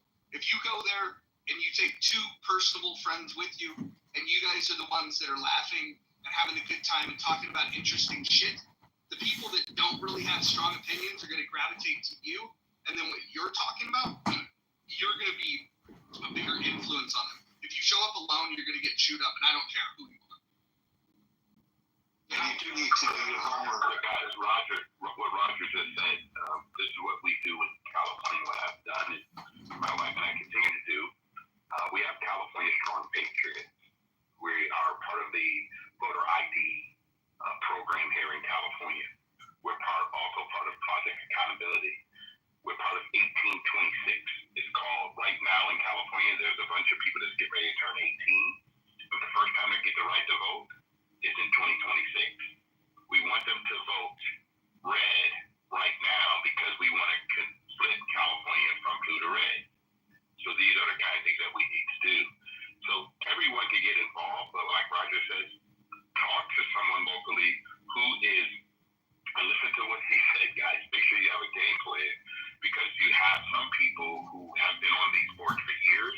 They love their power, they love their position, but more importantly, you can go there, and a lot of them are not computer literate. They don't know how to read all of the analysis of the voting things in their community, and you can come in and just help them.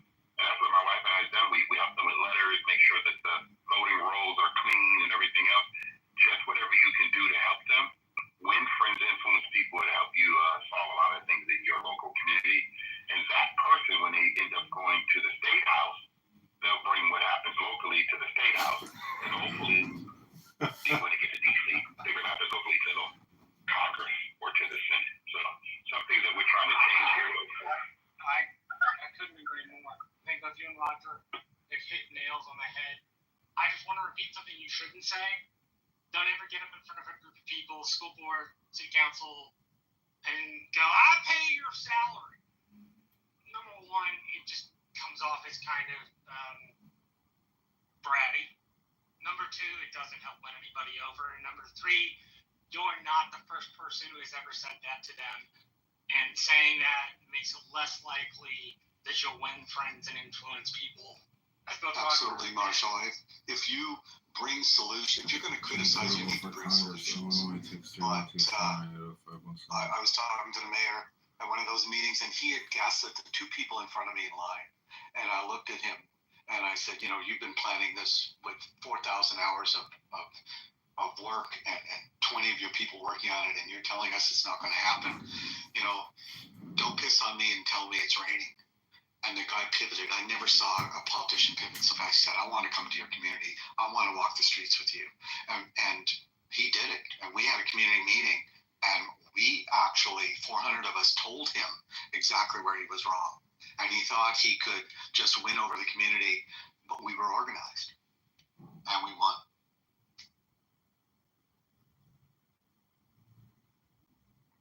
Yeah, that's what organization and a solid work ethic will get you. Well, but it's like having a second job. I'm single. I could do this after work. I could call all these people. You know, I could imagine if I had a family and children. You know, who has time for that? And that's part of the problem. Well, David, Marshall, let me ask you a question. Do you think spending $10 billion a day is sustainable? You know, if we're taxing $7 billion worth a day and we're borrowing $3 billion a day, I mean, do you think we could get by on spending, let's say, even $4 billion a day? What demands $7 trillion in annual spending? Why can't we get away with spending $4 trillion a year? Do we ever plan on paying back the debt, or are we just going to continually, slowly, and sometimes dramatically increase the debt? Either party who are committed to fiscal conservatism. We do have members. We have Thomas Massey. We have Rand Paul. These are patriots. We have Chip Roy. We have many Republicans who are fiscal hawks and want to cut this borrowing and the spending. Themselves over in ways that are unhelpful. Rand Paul is the reason we have CRs in the Congress. So this is going to sound inane and weird, but follow me. The Senate has a rule about how you get bills. You go to the well of the Senate at first, and most things are done by unanimous consent in the Senate. And so you ask for unanimous consent for your bill. Well, if it has anything to do with list making of any kind, it doesn't matter whether it's like a list of cities for federal resources to be devoted to. It doesn't matter if it's like a list of names to get awards. Rand Paul says, I oppose. So you then, per Jefferson's rules, have to go down to the well of the Senate, and you have to read the bill. And so the author of the bill reads the bill. It's then asked of the Senate to give unanimous consent. Rand Paul stands up again. No. Which means that they either figure out how to have a filibuster, or the bill, whatever it is dead on arrival. It's not going to get an up or down vote. It's not going to get a vote in committee. And what that does is force senators who are parochial, which you need to be parochial for your state. House members represent different districts in the state. Senators represent their states first. And what ends up happening is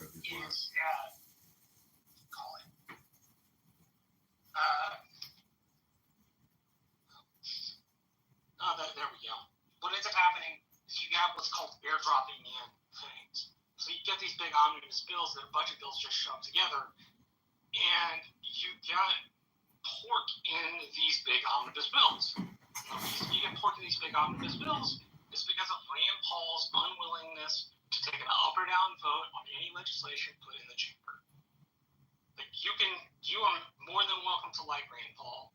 I think Rand Paul is the only reason we have continuing resolutions in Congress. I think he's the only reason we don't operate by regular order, aside from the fact that it's politically convenient. The only bill I know that passes unanimously is about whether you put a comma or a period within a sentence structure. Nothing of value. No meat, no nothing, nada. Tell me one, Marshall. Off the top of my head, I don't know off the top of my head because I was making a criticism about something entirely different. But I will tell you what my brother has told me many a time. The idea that Congress didn't get anything done is just not true. A lot of the time they vote unanimously with the House and the Senate. It's over the most contentious issues. They can't seem to do things. It's over economical considerations of states. They can't do things. Look, I'm not saying don't Marshall, here's something that's really interesting along these lines, right? You have people on this app that pretend to be really interested in politics, right?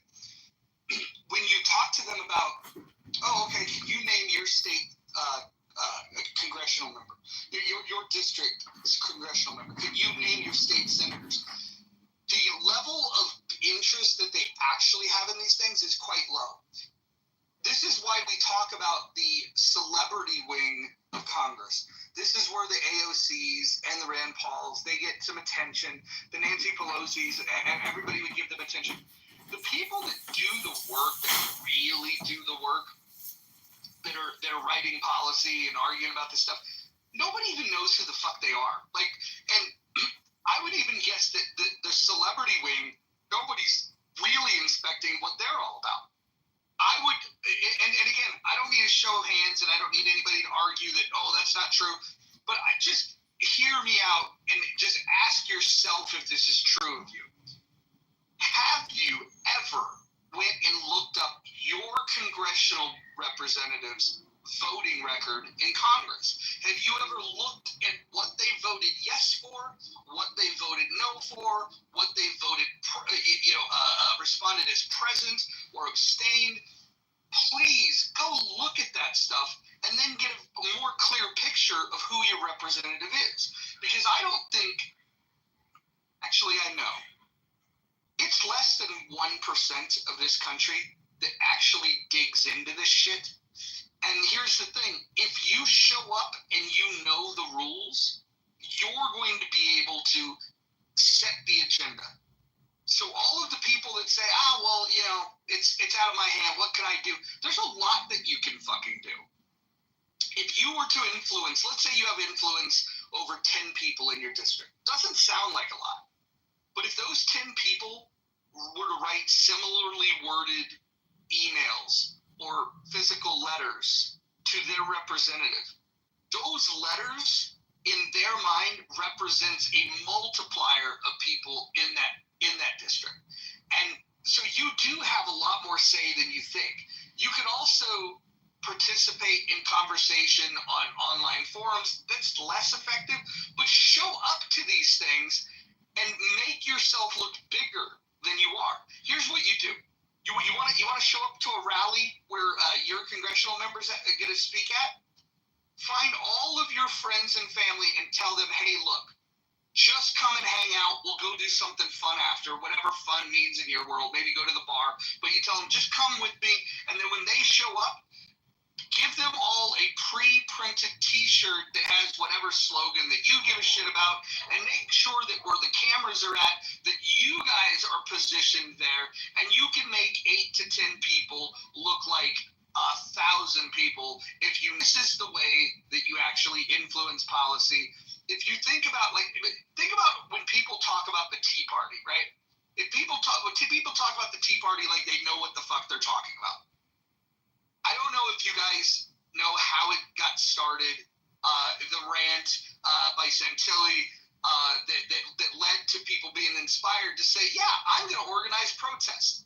One such protest happened in Seattle back in now 2009 maybe, and it was called Porculus.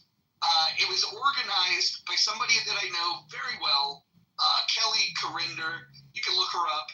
She was the first person to organize a Tea Party rally. 120 people showed up. I want to repeat that. 120 people showed up.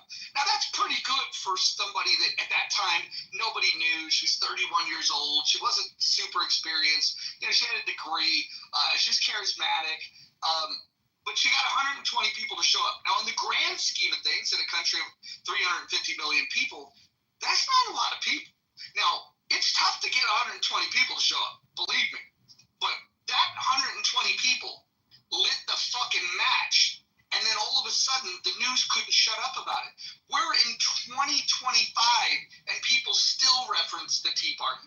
Now, sadly, they reference what the Tea Party became and not what it started as. When it got hijacked by the people that were, lifers in the Republican Party, which was what it was not intended to be at all, when they started doing rallies where they had sitting politicians speaking at the rally, that's not what it was about. This was about normal folks saying, we're mad as hell and we're not going to take it anymore. I want to remind you guys that one guy made a passing comment in a rant online, and an organizer in the city of Seattle got 120 people to show up, and the Tea Party movement was born. You can fucking do more than you think you can.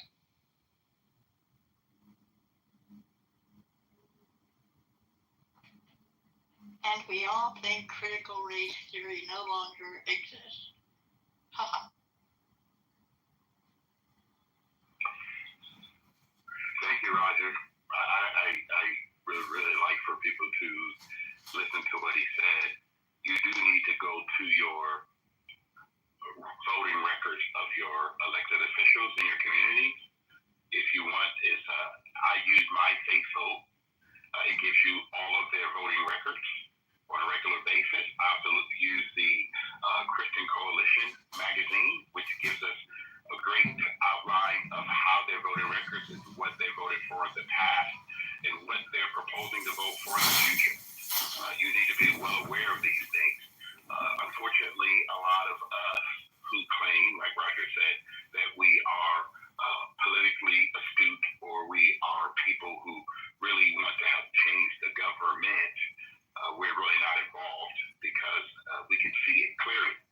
We go and cast a vote, but voting is only one part of the American, what I call the experiment.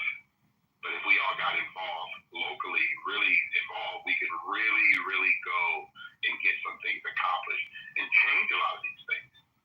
But because we don't have that much participation, and like when Roger starts speaking, Roger knows this, guys, a lot of these spaces on Clubhouse and any other platform, they're only drama rooms. But when you really get down to the nitty gritty and you talk about the Constitution, the Bill of Rights, the Declaration of Independence, the Federalist Papers, you're not going to have a lot of people in those spaces. And the reason why is because most people think it's boring, but they don't realize that's how you save your life. You got to have information. And if you don't have information, you'll be destroyed. That's how they can take advantage of you. So I'm looking at this Vote Smart, and I'm looking at the gentleman that I'm running against, Darren LaHood. And it's interesting, you can sort by issue, and it's incredible how many HRs they actually vote on.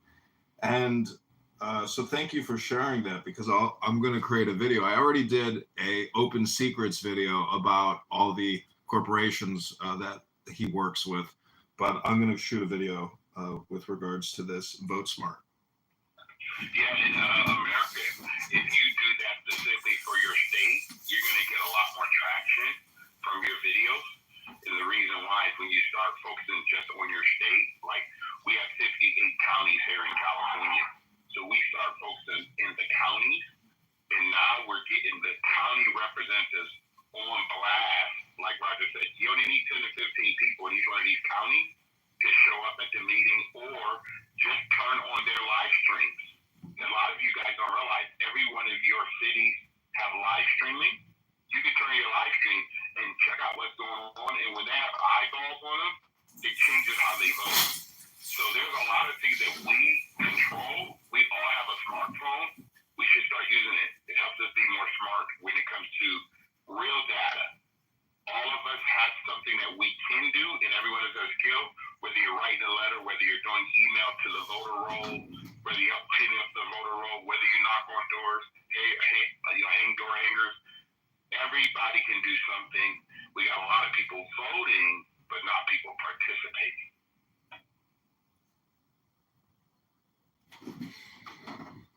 Yeah, so I mean, I use X a lot. I don't know if anybody here uses it, but my profile is John Kitover, IL, Illinois. And it's really interesting, the merger between AI, Grok, and X as a platform itself, because you can use it to do a lot of data scraping and communication with Grok and other people that you're trying to communicate with. So Follow me on Instagram, but I'm going to pin my X account. If you're not using X, I would really encourage you to start using it, because Clubhouse is a very closed and dying app. There's not a single party hat around. And I think Mojo stated earlier that it's possible they created anonymous so people can start clipping it and distributing it, and hopefully more people will join Clownhouse. But I want to run this campaign using Clubhouse. So if I hire AI content strategists in the top 10 towns in this district that I'm running in, I want them to come to Clownhouse and talk about their economic situation, their ambitions. I want to bring real people in who are working for their campaign and use it here on this app, because this is a free conference call. So anyways, click the Instagram link above now. Text me at 312-498-0517 if you want to help the campaign, if you want to contribute $10, or if you want to follow me on X and you want to repost some content, or if you want to create some content that you want me to repost, text me at 312-498-0517. That's my direct cell, and I hope you will join the campaign to get me into Congress so we can doge Darren LaHood and these multi-trillion-dollar debt creators. Hey, Edmund, what cities are in the district you were running for? Rockford, Illinois, Bloomington, Normal, Illinois, Peoria, Illinois, Quincy. There's about 600,000 people in the district, and it's small little towns. 15,000 people, 5,000 people, 4,000 people. I mean, small little towns, and these are people who absolutely have no voice whatsoever. And so I want to amplify their voices, because I know that Darren LaHood does not really give a fuck about them. And he doesn't, he just puts out propaganda videos of him shaking police officers' hands, veterans' hands. The guy has created $20 trillion in debt in 10 years. Every year we create $2 trillion in debt. He's been in Congress 10 years. That's $20 trillion of voting for debt creation. 20 trillion. Microsoft is valued at $4 trillion. He created 5 Microsofts out of thin air. And that's not just a little problem. That is a catastrophic civilization-ending problem. Are you near Charlotte Boy in Traverse City, yada yada? You know where I'm talking? No, I don't know. Money talks, shit walks. That's why. Yeah, it's true. I mean, the people who win elections, they are able to buy millions of dollars in Google ads, Meta ads. They have very sophisticated online ad targeting operations. They're constantly putting out content, and they have a huge team. I'm just one guy with a decentralized group of people on Clownhouse that used to hate me, but still probably hate me. And the fact that Marshall and David, every time you bring up a bigger issue, they always give you back the micro, which is get local, go to your local parent teachers association. No, that's not how we fix the bigger problem. The bigger problem is in Washington, D.C., and it is your congressperson or your senator who keeps creating omnibus multi-trillion-dollar acts. This is theft and fraud against future generations, and it's huge financial giveaways and huge windfall profits for the recipients of these multi-trillion-dollar acts, let alone the amount of fraud it creates. The PPP package, that loan, was $1.8 trillion in fraud. A lot of Clownhouse scum on this stupid app. A lot of these people got hundreds of thousands of dollars in federal loans, and it's the recoupment rate on all that fraud it's next to nothing. So we are the problem. These acts and all this money we create out of thin air and give away is the problem. Yeah, America. So hold on real quick, Andrew. I just want to say, I agree that you need to speak to the people that are spending all this money. That being said, this is where I disagree with you and where I do agree with Marshall. The local scene, what you get there is you get the small wins. You build a bench of people that believe in these issues. They start getting the small wins, but then they also build up this credibility cocktail where they can move upstream. The reason why you don't see people with ideas like yours or mine winning at the state level is because the people that win at the state level are identifiable because they were a known entity that was winning at a lower level. And so I would say that there's people like yourself that have to take the fight, to the top, but you also need people like Marshall that are going to attack it at the local level. Because you do need to build a bench and you need to build credibility, because unfortunately, it's not just the idea that prevails. Most people that vote, they look to see which way the wind is blowing. Most voters, they only care, and this is going to sound crazy, but it's true and the data will back this up. They want to know who's going to win so they can vote for it. If it's close, and this is why we're so divided right now, is that when it's close, then people don't know who's going to win. They have plausible reason to believe that their candidate that sides with them can win. And this is where you get them, clinging more to the issues that they care about. But back in the day when it wasn't close, when Ronald Reagan was winning 49 out of 50 states, there were definitely people that were lockstep into the agenda of Ronald Reagan, and then there were a lot of people that were just caught up in the moment. They were just like, okay, we're voting for this guy, and I think the country actually operates better, believe it or not, when we do have a consensus on which direction we're supposed to go. That doesn't mean all Americans are going to agree on it, but it tends to work better when we're in agreement. Right now, those narrow margins that we see at the state level in these elections, this is what's causing the division, because it's very contentious and they're fighting for every fucking inch. And this is why, because every inch is important, this is why new ideas are relevant, because the parties, you notice the Republican Party created a much quote unquote bigger tent this time. The reason they created a bigger tent is because they can't afford to alienate people that have ideas like the ideas that we've been sharing in this room. Yeah, and on that same vein, American, you need a foundation, like you said, you need a bench. What happens at the higher level happens first in the local level. So whatever counties in Illinois that you're going through, you got to make sure you have that bench of people, because those are the people that are going to get to change what's happening at the top. Yes, you're right. There's a lot of things that's going on, but at the same time, you got to realize that if you do not have that foundation, whatever you build is going to collapse. So you want to make sure you get that foundation. Local. And yes, what's happened in your state house, and ultimately what happens in Congress and the Senate is there. So we just need to make sure that that's happening. Whatever you're doing, when I say I'm not a person that's ever going to run, my wife wouldn't let me in the first place, and I respect her voice in my life. But one of the things I always say, people who do run, whatever you do, don't criticize the other party or the other person. Talk only about what you do, because the fuel that you get from always focus on what you're going to do, people will always respect you. The moment you get into the dirt and all of the, bashing the other person and what they're doing, they want to know solutions. And when you give people solutions, they'll support you. So it's one of the areas. There's a way to allow someone else to attack, but if you're the person running America, don't be the attack dog. Get someone else to do it, and it changes you. That's all.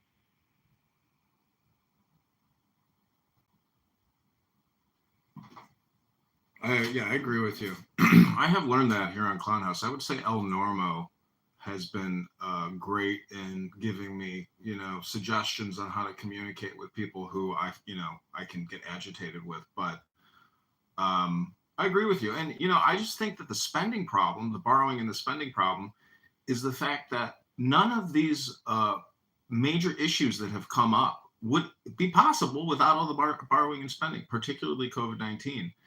Pfizer even threw out like $30 billion worth of inventory that the government paid for. The fact of the matter is, I'm pretty much against big pharma and big health insurance. The middleman in health insurance and the amount of money they take from us every year is insane. No, I agree. But can I ask you a question? Yeah, go ahead. Just a question. Where do you think all these things happen? Do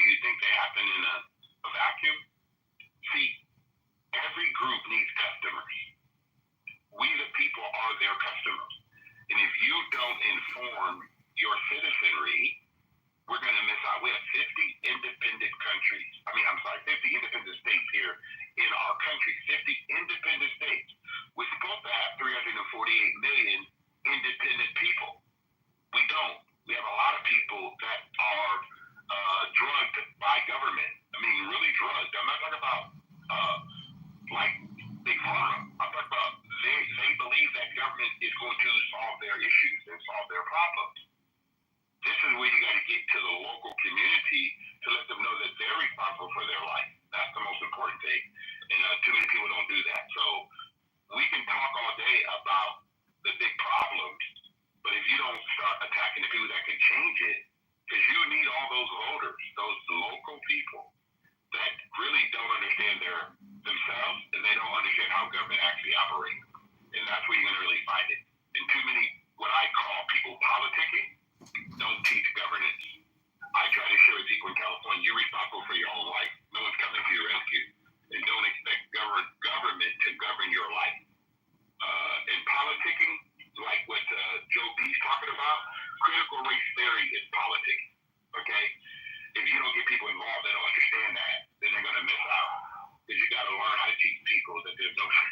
We know that critical race theory is being taught, but if you don't realize that you're an independent human being, you're going to miss out on a lot of things. What I believe is responsibility, not my race. So something that I think gets missed, like when independents or third parties are running, the missed opportunity is in building that infrastructure. So let's say if you have people that come to your door and say, hey, I heard what you had to say, I want to help, what can I do? Oftentimes they're met with, oh, well, I don't know. And you don't have a job for them. I would go look at what churches do. If you walk into any church in America that's well organized and you just say, oh, it's my first time here, somebody in that church is going to talk to you and figure out why you came, what it is that you need, where you're at in your life. And the moment that you hint that like you'd like to get involved in some way, they will have a job for you to do immediately. And so the important thing to remember is that if you're building a campaign or a movement, there is a lot of work that needs to be done, and you need to be familiar with all of the little things. So let's say somebody comes that is probably not the type of person that you want to put on a panel speaking about issues, but they want to help. You find ways that they can help, and you tell them, hey, would you be willing to organize a sign wave where you just get people that literally all they have to do is show up at a location with signs that you've designed and then just wave the signs. Now you might say, fuck sign waves. The point is you're building an organization where you're giving people an assignment of what they can do.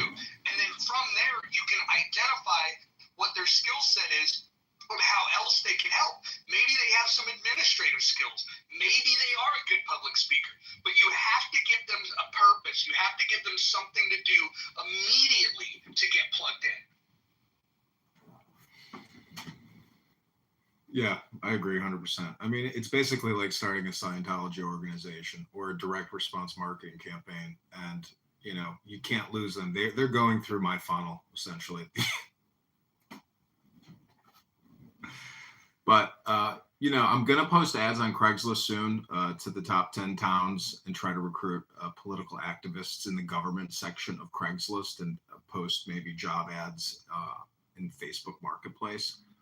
There's a lot of little ways to try to like spam the people in these towns. I think Facebook Marketplace could be a good place to do it even.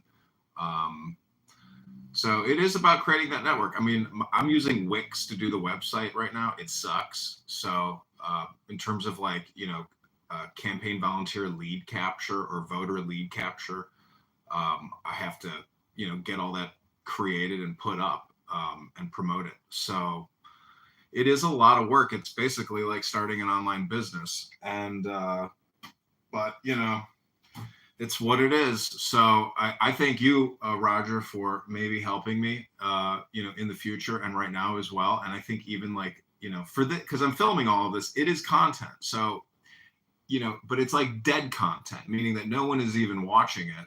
and let alone nobody in Peoria or Rockford, the top two towns, know my name. So it's a huge upward journey over till March of next year. So August, September, October, November, December. I mean, I've got basically 5 months to get 2,500 ballot signatures, and lead this campaign, because the other enemy of mine is the weather. It's impossible to do any type of transportation basically January and February leading up until the primary. So all this work has to get done over the next 150 days. So if anybody is interested in helping me with this campaign to get into Congress, text me at 312-498-0517 or go to johnforcongress.com. I just have a little mission statement on there on that Wix website. Or follow me on Instagram at instagram.com/John Kitover. Just go to IG and type in JOHNKIT over. Add me there and message me there, and I will reply. And Clubhouse has been a 5 to 6 year journey now of really putting up close to 40,000 videos of Clubhouse, recordings and conversations, generating millions of views. And it's been a fun art, comedy, and political project, because I think in the back of my mind, I always knew that, creating all this content, even if I don't have a lot of followers, the guy I'm running against has equally not a lot of followers. But he does on Facebook, over 22,000 likes on his Facebook page. So he probably ran meta ads. But my point is, in terms of like establishing credibility or doing research on what people are talking about or what, the political sentiment is, but also really just trying to rectify myself in terms of, what agitates me, what triggers me, what gaslights me. Can I listen to people, sling all kinds of nonsense and still remain, calm and be cool? Like somebody said earlier, don't attack the man or the woman, attack the idea and present solutions to address people's concerns and what's happening. So I think we're in a debt spiral. And I think that, we're going to fuck around. We're fucking around, and we're going to find out what it means to go to 40 trillion, to 50 trillion in debt, to 60 trillion in debt.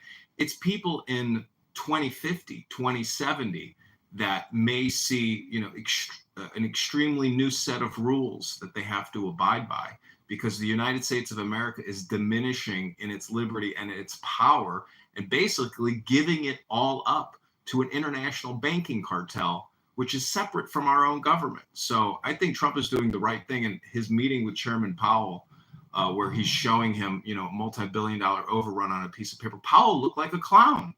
Trump looked like the boss. So a lot of it is about framing and, communication and transparency. And Massey and Rand Paul are calling to audit and end the Fed. I mean, Rand Paul today just said, he thinks we're in the early stages of ending the Federal Reserve. So, this is, I think now is the biggest pivot point in American history, because either we're going to keep running this debt up and borrowing and spending, or we are going to essentially reestablish American liberty and, freedom for we the people. I mean, because it's ours. And unfortunately, if we don't demand more and possibly be greedier, we're going to give it all away, and nobody's going to get anything. So those are my thoughts. Those are my opinions. Thank you.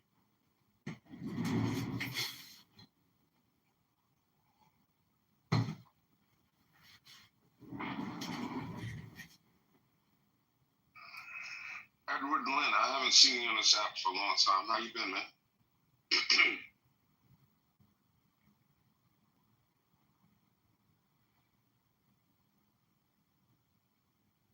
Guess Mr. Lynn is not around. He's in the death care business.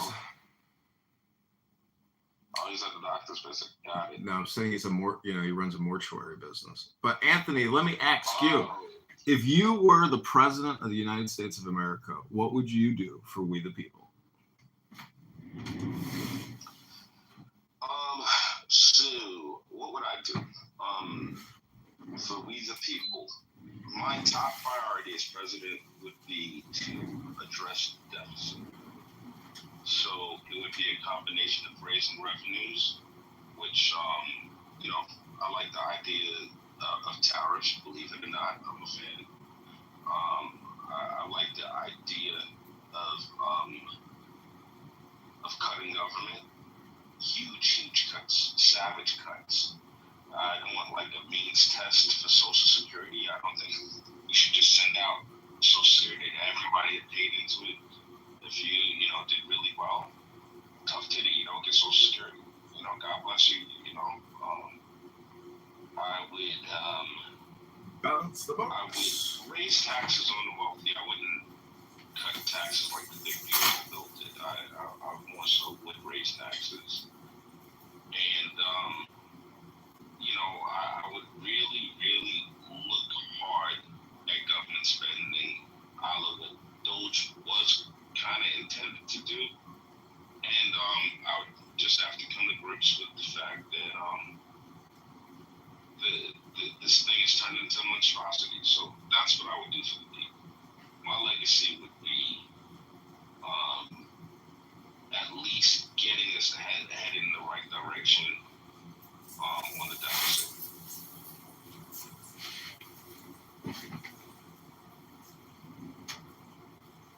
Mojo, I got a question for you with regards to tariffs and imports.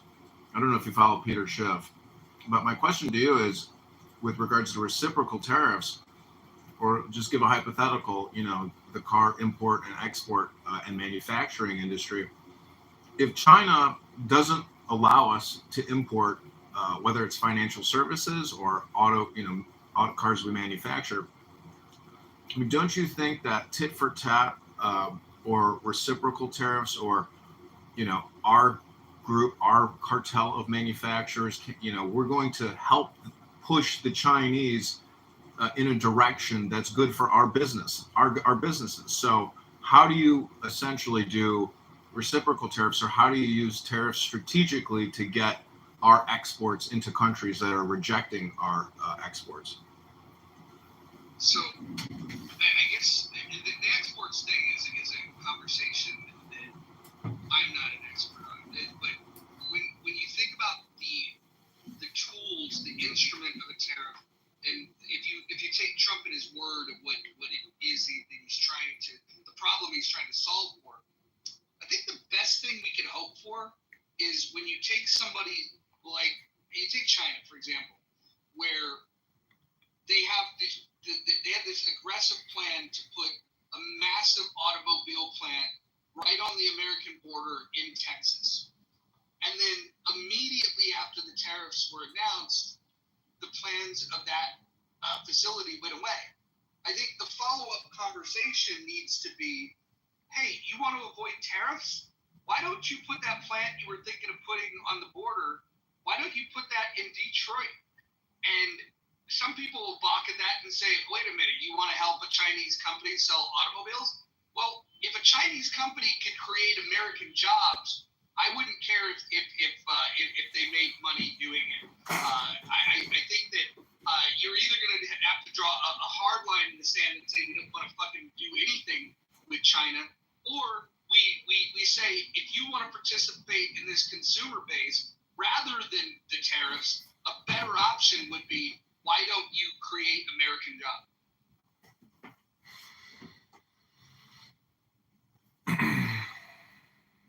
Which, by the way, I think we're headed towards. There's a lot of talk that Xi is out of power soon, and the folks that are likely to take over are less chummy with Russia and absolutely more keen on repairing relationships with the West. And if this is true, it could be very, very interesting, including there's a contentious border that China and Russia share, that China, as part of their 100-year plan, was to annex this land and get it back, with a weakened Russia because of the mistakes that Putin's making. If we became really friendly with China again, that could give, if they knew that they didn't have to have international condemnation, and maybe we would even condone it, you could see China just go and annex parts of Russia. And I know that might sound ridiculous to people, but you should go and read what what people in China are saying about this. In fact, they're saying that now is the best time for them to do it because the Russian military is busy. And the only way, the only capability they would have to even try to stop it would be nuclear weapons. But I don't think that they would do that with China because, that would end that. So I think all of this fear mongering around China could be coming to an end. And if it does, we may end up seeing history write the narrative that Donald Trump is the greatest president of all time because of the tensions that happened prior to him coming in, and his focus was on bringing China back, to be a good player on the international scene. And if that happens, like the history books, unless they want to lie about it, they would have to say that that Trump is one of. If this all happens, if it plays out, Trump becomes in the argument for the greatest president of all time. So I think that G is absolutely out. His days are without a doubt numbered. I think the people waiting in the wings are way more pro-America, America friendly than G's ever been.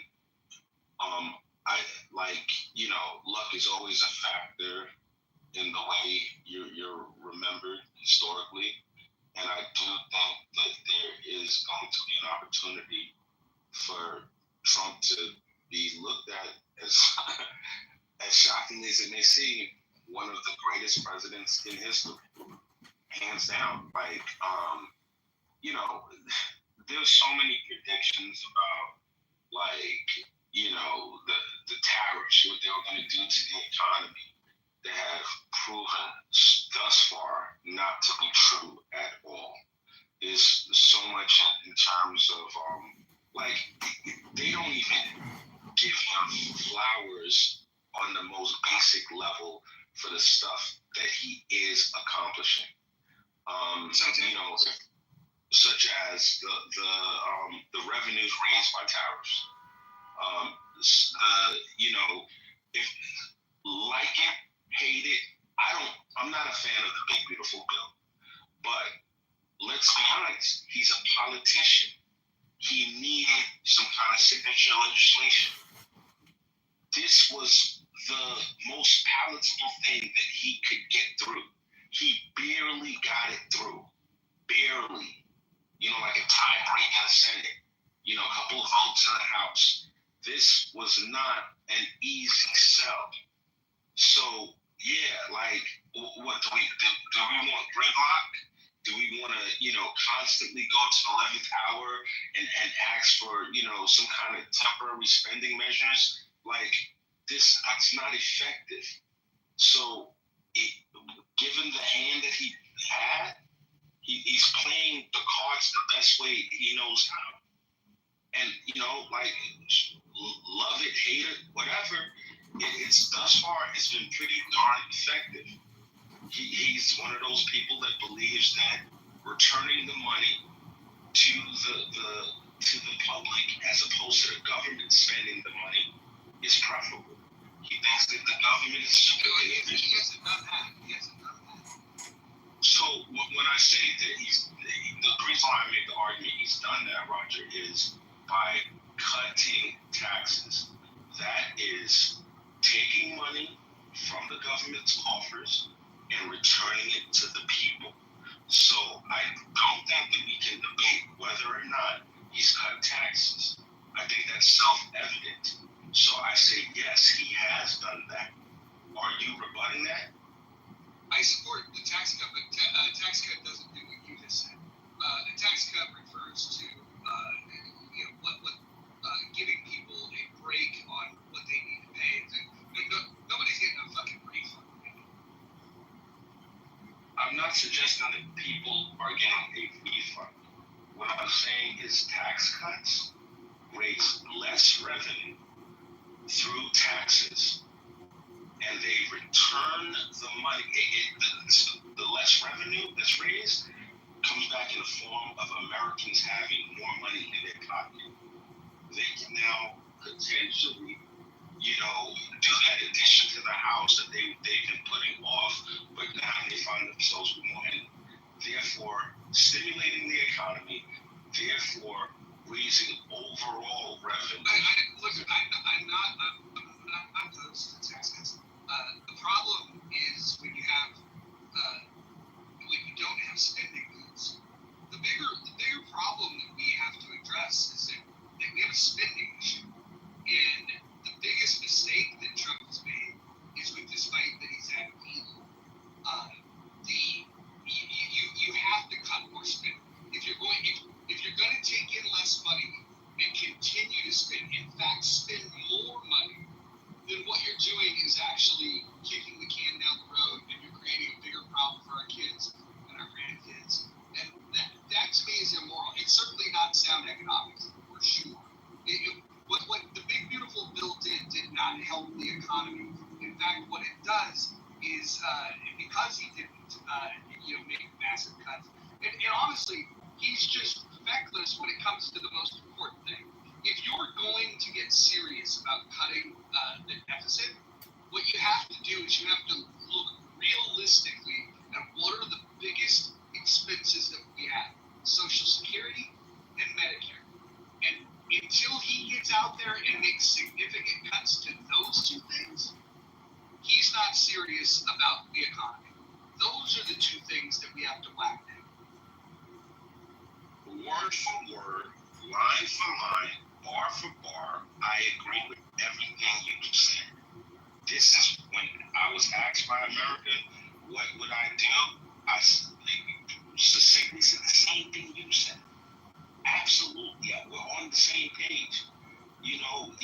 Means cuts, Social Security cuts, raise age, a bunch of different things to lessen the burden of Social Security.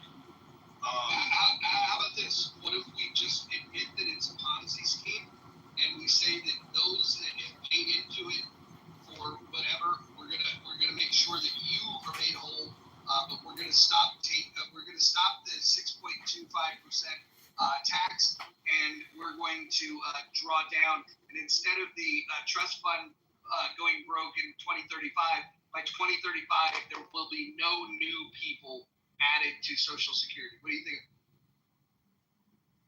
Well, let me Anthony. It's a radical idea. Anthony, let me interrupt you real quick and ask Mojo a question. Mojo, don't you think that doing huge cuts to Medicare, Medicaid, Social Security, or the NDAA, let's say we cut spending by 40%, in 1 year. I mean, it's just imaginative, fictional thought, in the same way that young Bima yesterday, has these fantastic anarchic type of visions. Like, it's not going to happen. And what I'm saying is, like, in a way, like, if you do cut spending, dramatically and drastically, will it create the anarchy that we think it's holding back? The answer to that is that we have three choices here. Three choices that I can identify. If you want to identify a fourth choice, that's fine. We can continue what we're doing today, and we will slowly die. We could increase spending dramatically and accelerate the doomsday scenario, or we can try to acknowledge the problem and alleviate it and dramatically cut the spending. I understand that status quo is the most likely scenario and that slow death. I'm saying that somewhere along the line, I'm hoping that a bold, innovative, charismatic leader will emerge that can give us the tough talk that we need and can let people know that, like, these are the choices. And, while everybody else has been, for electability's sake, has just said, let's continue to kick the can down the road. And then if you could just illustrate at what point in time all of this does collapse, and let people know that, look, this is going to be on your kids' lap, on your grandkids' lap, that the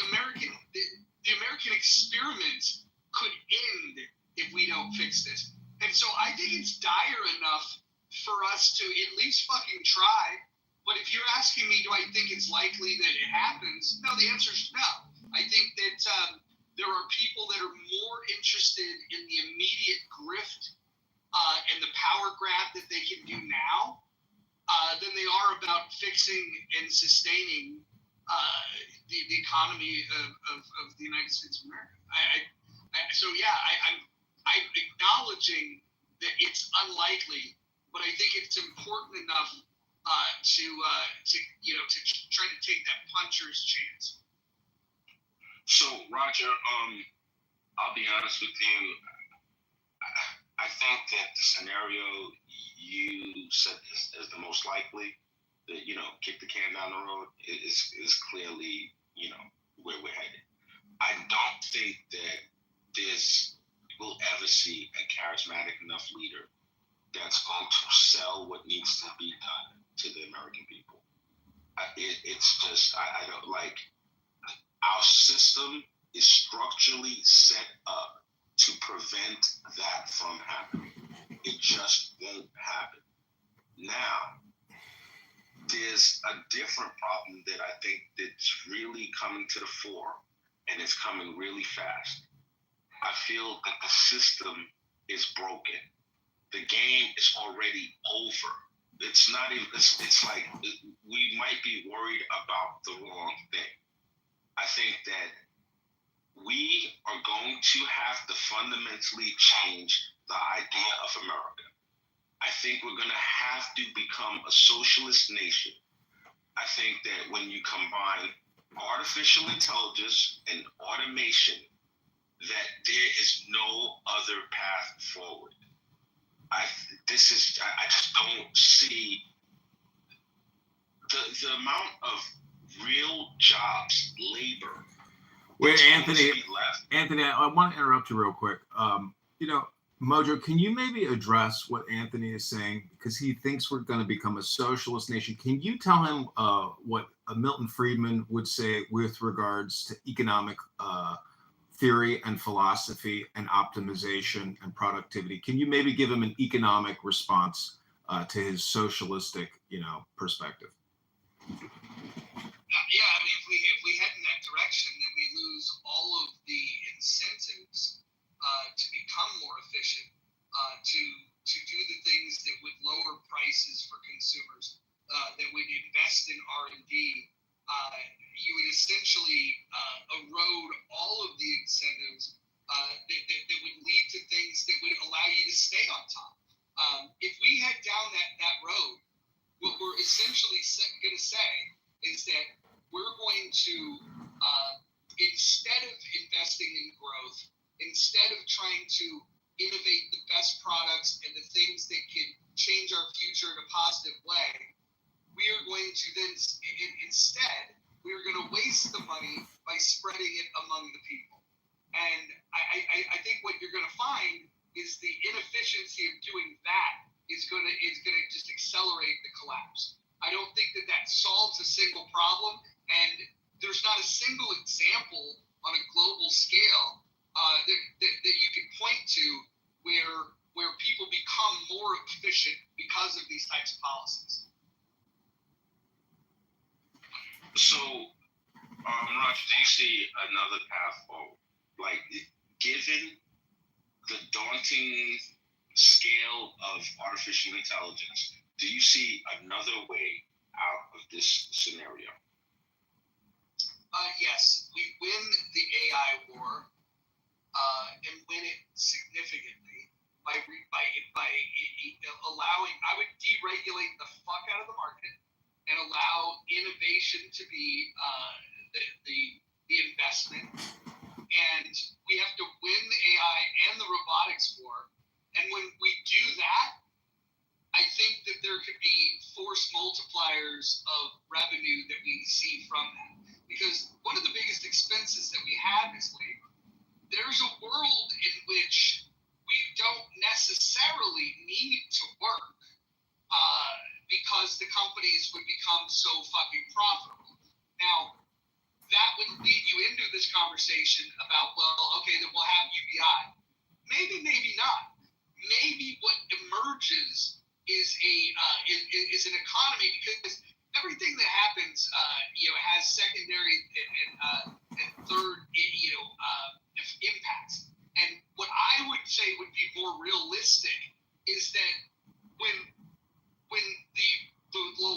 work is being performed by machines, I think that the economy is going to turn into nothing but service and entertainment. I actually can envision the world being a much better place where you have more people playing guitar, playing drums, singing, drawing, dancing, and more people wanting to consume that.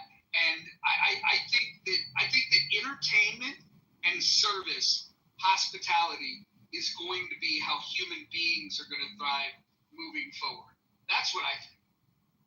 So, Roger, I would state that there's just not enough entertainment and or service to keep people earning enough to have the economy continue the way it's been going.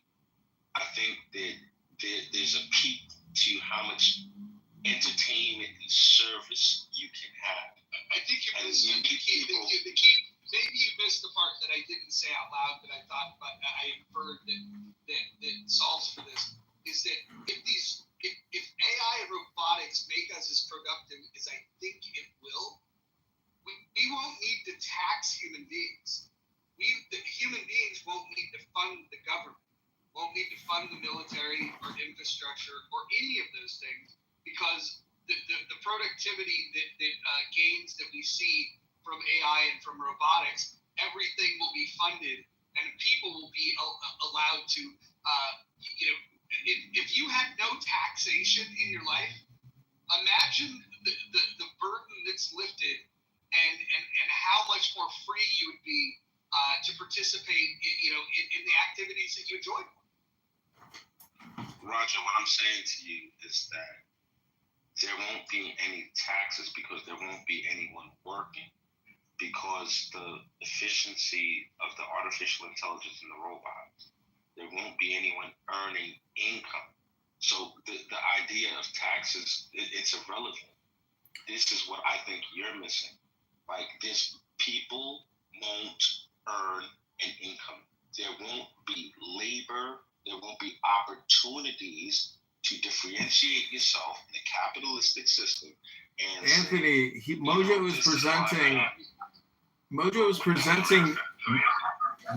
is presenting the greatest possible utopian vision imaginable, and it's so imaginative. I mean, he's claiming that it solves income problems because of the productivity increase. But Mojo, don't you think that's a utopian vision you have? No, it fundamentally doesn't. Before we get to utopia, let's talk dystopia. Let's talk about the dystopia. Where are people earning money from that they aren't paying taxes on? This is the part that's missing.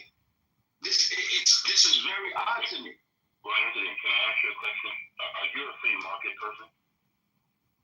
I'm a free market person, but I'm saying to you that automation is going to kill that. Okay, but let's back up.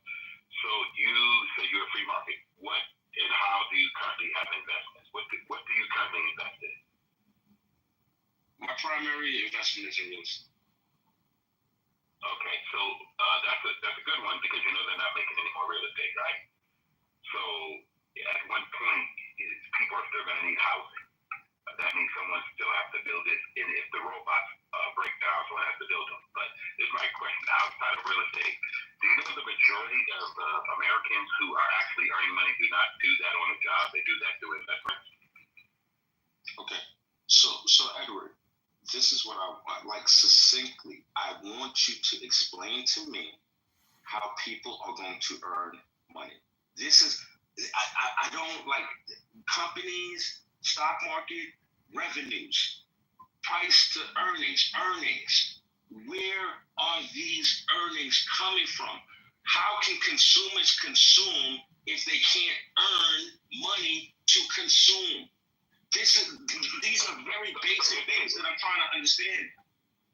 I know, but Anthony, I think when you say basic things, okay, what if I understand where you're coming from? You don't think that we're going to be able to produce anything. You're so private sector so public sector that you think the private sector in innovation, Roger just told you, if we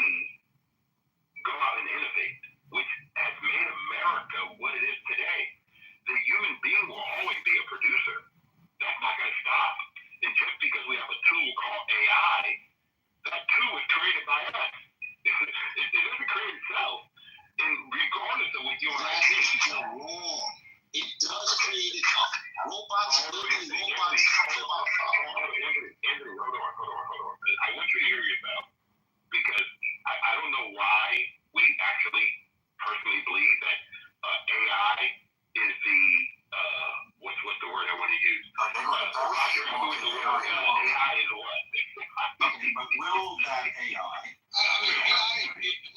Look, all this AI in my mind, DMVs, for example, really doesn't, right? A larger scale of the Industrial Revolution. I mean, if you think about the Industrial Revolution, we were able to we could replace physical labor with machines, right? And now we're going to be able to replace some jobs that required thought. When we replaced the labor, the physical labor with machines, the economy actually grew. There's really no example. You might see some jobs disappear, but this catastrophe that people are calling for, that they think that, or that they're making this prediction that there will be less jobs because of this, I think that what we don't know is what this is going to enable in terms of new jobs. I think it's going to free people up to be more innovative.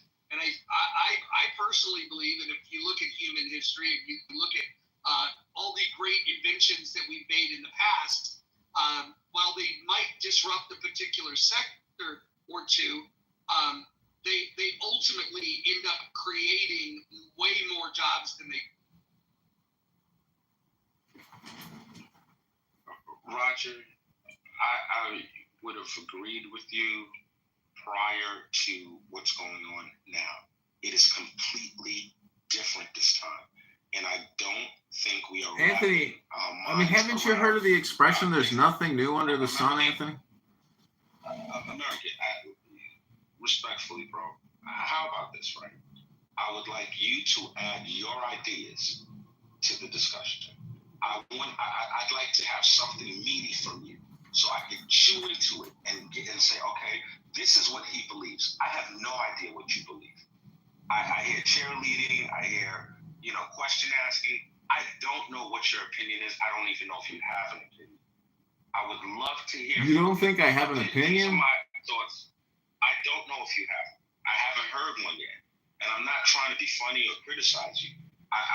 This is a crazy small stage. This is a beautiful environment for us to really talk freely, and I want to know what your ideas are. How do you feel about AI and robotics? What do you know about AI and robotics?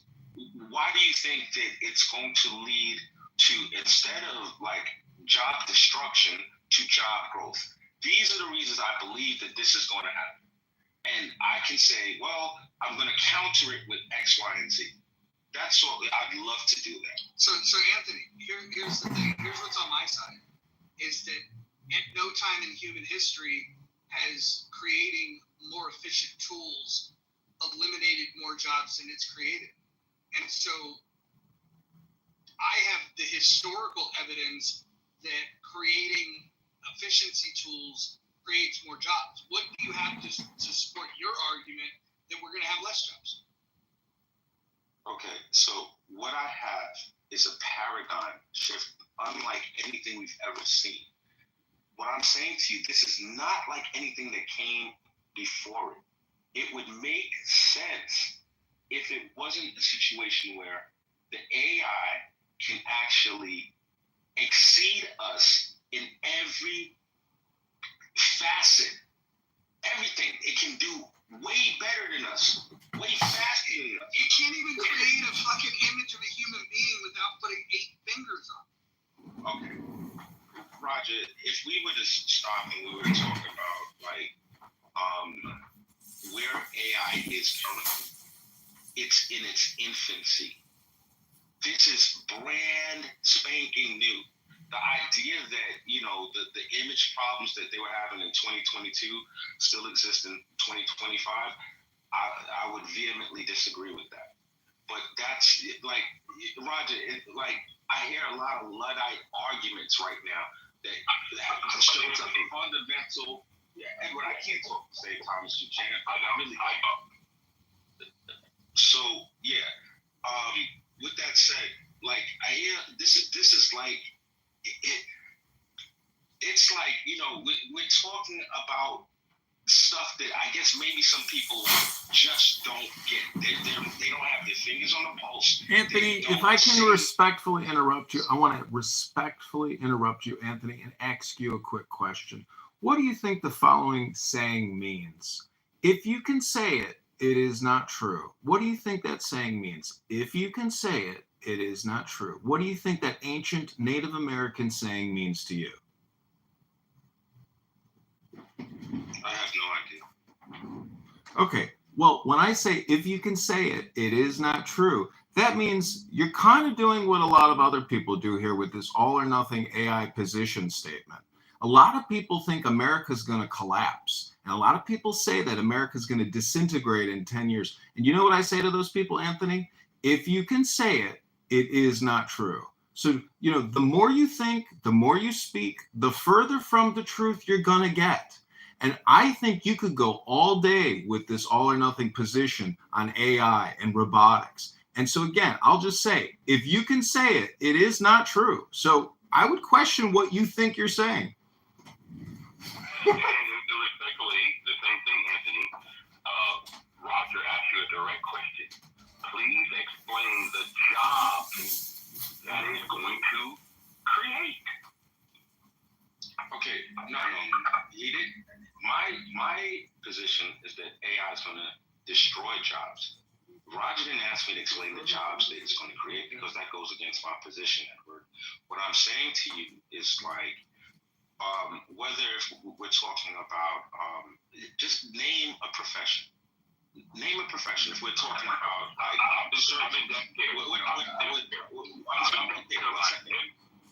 one second, Edward. I'm literally still talking. I'm deferring to the mods, but I'm still talking right now. So here's what's up. If we're talking about surgeons, there's going to come a point at which people are going to look back and say, I can't believe you actually let a human being operate on you. That was the craziest shit I ever heard in my life. Whether we're talking about transportation, we're gonna come to a point where truck drivers, cars will not be controlled by human beings. It will be, the insurance companies won't allow it. They will not. It's going to be so cost prohibitive that they're not going to allow people to drive. There's so many industries, man. I'm trying to find an industry where AI is not going to have an impact. I think, you know, that's where I think that's a more interesting conversation. Can I give you one? Plumbing. Yeah, plumbing. AI can absolutely do plumbing, electrician, HVAC. It can absolutely do all of that. Okay, with robotics, absolutely. Okay, Anthony. Okay, we have storms, right? I want to ask you a question. Please explain to me from the storm viewpoint, earthquakes, high rises falling, all kinds of different things. I live in California. We had a bunch of fires going on. What is going to prevent all these things, and how is AI going to handle those particular items? And right now, with all the flooding that just took place and everything else, where and how are we going to use your robotics, your AI, to help all the natural events that actually take place? Because we need people to really go on those polls and change all that. But you're clearly saying, and I make sure I'm understanding, that all that is going to be replaced by AI. So, if we're talking about search and rescue, the artificial intelligence enabled robots will be better than any human being, any dog sniffing, you know, that's looking for people. It will identify the faintest heartbeats from the furthest distance, and it's going to be able to excavate and move stuff that the average human being could not move, and find and search and rescue people. And you know, this is not. It'll have, you know, LiDAR and radar type sensors that can look beneath debris and find human beings. And you know, like, I don't understand. Is that climbing poles? Like, this is what you got? This is the best that you got? We can do so much better, Edward. This is Edward. It's not. Anthony, you can't do that. Okay, Anthony, listen. Right now, We got men all over the country who still climb poles, which is shame with me. I hear you loud and clear. But again, we have new innovation. We have robotics. We have all these things which were created by the human being. Okay? That's who created it. Okay? Don't get it twisted. I don't know why we're limiting and want to replace us with robots. I just don't understand. You said, climbing the pole, is that the best I have? Yes, that's the best I have. You know why? Because there is nowhere in the world you're replacing Edward. Okay? And yet, I will use the tools. I will. Yes, you guys are right. You can laugh at it. At the end of the day, we got laughter, man. Because listen, this is probably why most of us right now are not critical thinkers, because we're relying on the AI and the robots. Go ahead, Joe, you got it. I'll go after you. So I'll be short. I was involved with the first set of internet development, and it began by humans inputting all of the data that got it up and going, and expanded now today into AI. The more and it expanded because, quote, the internet has run out of space in terms of collecting the data, and now AI is taking over to expand it. It's the new generation of computerization. You got to get used to it. I don't like it. It's what it is. Joe, respectfully, I have no idea what you just said. This idea that the internet ran out of space, I don't know what you mean by that. All right, I'll expand. The internet was only developed to answer questions, not theorize or critical think, air quotes. AI is being utilized to critically think. Ask anyone who is in IT in the military. Just ask them. If we want efficiencies, the efficiencies have to be applied to the government. The amount of accounting and bookkeeping required just to file your taxes. Have you seen the IRS hand manual, the micro print, the thousands of pages of information? It's incomprehensible and unusable. It means nothing to the average person filing a tax return. So again, a lot of this comes out to Congress, your senator, and your congressman, borrowing from the Federal Reserve to continue funding a broken system that enslaves you, traps you, and causes you more work than you need to do. Should you spend 2 days out of your annual year filing your taxes and getting your car's emissions tested? They waste our time on shit that technology can clearly and easily resolve. And we're all paying property taxes and income taxes to fund a government that is borrowing on top of the money we're already giving them. This insanity has to come to an end. It's my opinion. But people who are all or nothing on AI, it's like you think the reality just got invented or something. I mean, this is tens of thousands of years of progress to get here. And just because there's an AI chatbot that can create incredibly well-formulated sentences and respond to you, don't be easily confused with regards to intelligence and spam. ChatGPT and the way people use it is like rats in a fucking cocaine testing box. It's dopamine and spam, and it's not making people smarter. It's making people into automatons. All right, cool story, bro. I want to talk about practical. You know what? Cool story to you, Anthony. Go ahead and tell us your cool story, sir. I can't wait to hear your cool story. Go ahead. No problem. Go ahead. Let's hear this cool story, Anthony. There's no problem. I'm happy to tell my cool story, right? My cool story is one of the most innovative, prolific inventors known to man, Elon Musk, has been promising self-driving vehicles for over a decade. Over a decade now.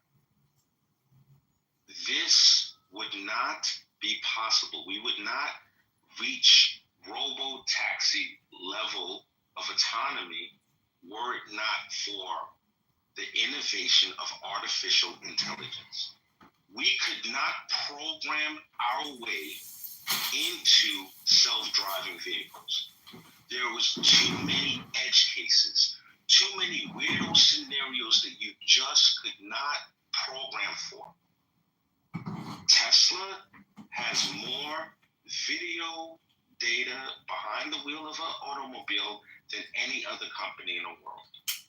It has fed that data into its supercomputers, and it has taught these cars how to drive orders of magnitude better than human beings. This is the practical Cool story, bro. American, I'm sorry if I hurt you. I was just messing around. I didn't mean anything by it. It's a small stage. I don't want to. Well, the point is park your car. The point is park your car, sir. Since we have this incredible supercomputer, get to your point, Dr. Anthony. No, American. Brother, I specialize at this respect. I'm really good at it. I'm really, really good at it. All right? We have 6 people on stage and you're telling me to park my car. If you want me to get live, I'll get live with you. That's what I do.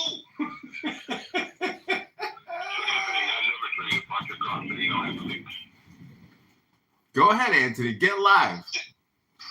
Thank you for the moderation, Mojo. Well, listen. I just want to make sure everybody feels that there's not imbalance here in this conversation. And I don't mind if it turns contentious, or if you guys settle your differences a different way. But I'm here. I got my pop. Let's go. I love it. Hey, Dr. Anthony, can we bring in AI to help us out? Because, we need to monitor this because we can't do it on our own. Edward, humor is not your strong suit, man. You're a very pious man, and I have the utmost respect for you. But, every man has his limitations, and clearly you have yours. Thank you. Maybe you can have AI writing some jokes, Ken. Anthony, I'm just... I got a question. Who do we think Edward would be most like in terms of TV dads? Would he be Mr. Winslow? Would he be Mr. Huxtable? Who do we think? Maybe on Good Times. Who is the TV dad that Edward is most like? Anthony, what do you think? I'm going with Cliff Huxtable. That's what I'm going with. With the lovely Claire Huxtable, the lovely super cute family, and the kids that are all have done they're positive contributing members of society. That's what I'm rocking. I was going with Mr. Brady, Roger. I was gonna say perhaps Ward Cleaver. Yeah, there you go. Now we talking. See, now you're giving me some real steam. Now there you go. I take Mr. Cleaver anytime. See, I don't think Bill Cosby would even be close to an accurate representation. I watched that show a lot as a kid, and in hindsight, and knowing what he did to women, whether it's true or not, he's free. But I don't ever remember God ever being mentioned on the Cosbys, not even once.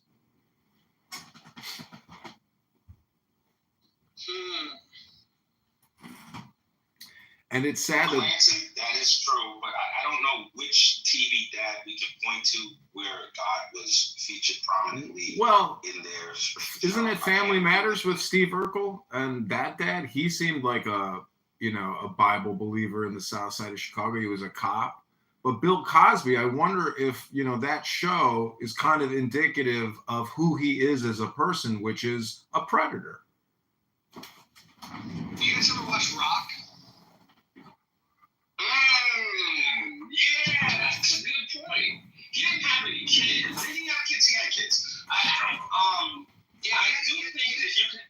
There's an episode you guys should Google where some drug dealer comes to the house and he throws them out of the house. It was pretty I don't think Edward's that volatile. I don't see the like that. Dude, I'm gonna tell you right now. I'm gonna tell you in my lived experience, and I've been told that that's the most important framing for any conversation, is that the people that speak softly and the people that remain calm, there's a trigger that can be pulled. And I would imagine that if you did the wrong thing, the thing that stepped over the line with Edward, I think there's a line you could cross where you would see a different version of him, and it's probably something that is uncomfortable for him. You know, one day Edward came into a room that I frequent and tried the Bible thumping, and they kicked him out of that room so fast. Edward back in it. That shit was the funniest shit in the history of Clubhouse. I know, but Anthony, remember, this is the challenge that we have, that people don't want discourse. That's the funny thing. I figured it out. The Steve Harvey show. You could be Steve Harvey, for sure. Let me just be Edward. I like that one.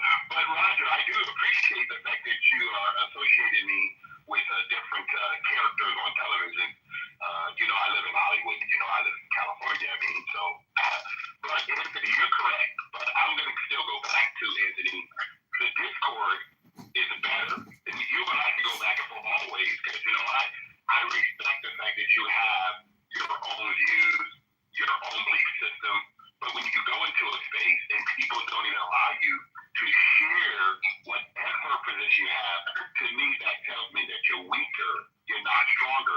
Because if you believe something and someone challenges your belief system and you can't stand up for it, why do you believe it? Edward, I agree with you, and I wasn't happy that you got thrown out.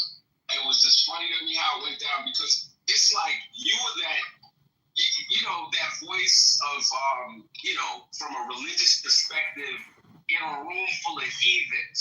And it was like they wanted no part of what you were selling. That, you know, I saw the humor in that, but I'm not a fan of anybody getting kicked out. I've been kicked out of plenty of rooms. So Anthony, let me ask you a question. You said earlier that you think America should go socialist. Why do you think that's an optimal economic model? And is that just a code word for you want to increase borrowing and spending in the future? American, I didn't say that America should go socialist. I see no other outcome. That's my stance. I don't see any other possibility. I see the UBI on steroids as being the only plausible outcome. If you believe, like I believe, about AI, see, and it's an interesting argument that we're having on the stage about the prospects for AI. There are people that believe in the human spirit and human ingenuity, and that, you know, we got this, and it's just going to lead to, you know, a golden age. And there's people that see it very, very differently. You know, I don't know how much the people that are pushing a certain point of view actually really know about the capabilities of AI. But it is what it is. I'm no expert. I'm not, you know, I'm not writing white papers on it. So, but I just don't see another outcome. Whether they're going to be white. No, let me calm down, America. It's not white and black, bro. Anthony, the funny thing is, like you said, it is in its infancy. And I like what Joe B said, you know. These tools that we've had, you know, at one point they said there'd be no more paper. Remember that? They're going to get rid of paper. And Y2K came around. And we're going to, I mean, there's so much stuff that people predict. And you're right. We do have autonomous cars. And we have all these things. But I still think, for me, I'm one of those people that believe in the human spirit. I believe in God. And like the young lady said in the chat, and you know this, Anthony, why would you get kicked out of any space, me, just because I have a different standard, where I believe that we should take care of our responsibility as men, that we should take care of the children that we have on the planet, that we should not be involved with women that's not our spouses, that we should not be using substance abuse to cause our families harm, that we should be responsible. I got kicked out of a space because I thought a different standard, and like what Sig said, yeah, I speak softly, but like Roger said, at the end of the day, you come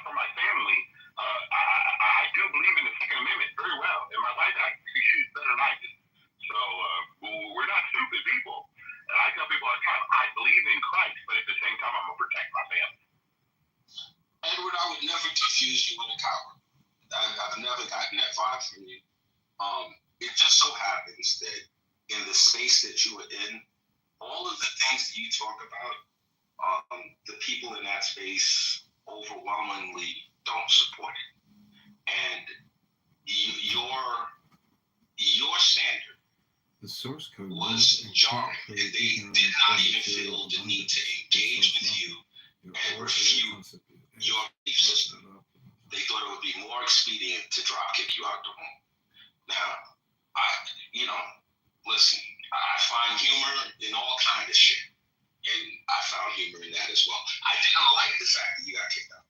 I didn't like it. I wasn't a fan of it. If it was up to me, you would never have gotten kicked out of there.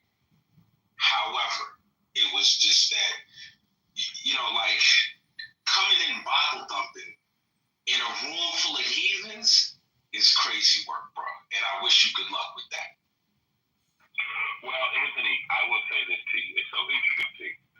You think Bible thumping. I think that there's a lot of people. Anthony, can I ask you a question? So, I don't know how familiar you are with the Bible, and I'm not even identified as a Christian, but let's just put it this way. I've read it a time or two. There's not a lot of dust on my Bible. And my understanding is that you don't need to be a zealot. In fact, it illustrates very clearly that all that's required is faith, and they even quantify that you only need faith the size of a mustard seed. So I think you're just I think that it's your opinion, but it's not consistent with the teachings in the Bible. That's cool, and I appreciate that, and I may very well be wrong, but my perception is that, and it's deep, because when you talk about like being kind and being good to people, I'm not under the impression that based on the Bible I've read, that's a requirement to make it happen.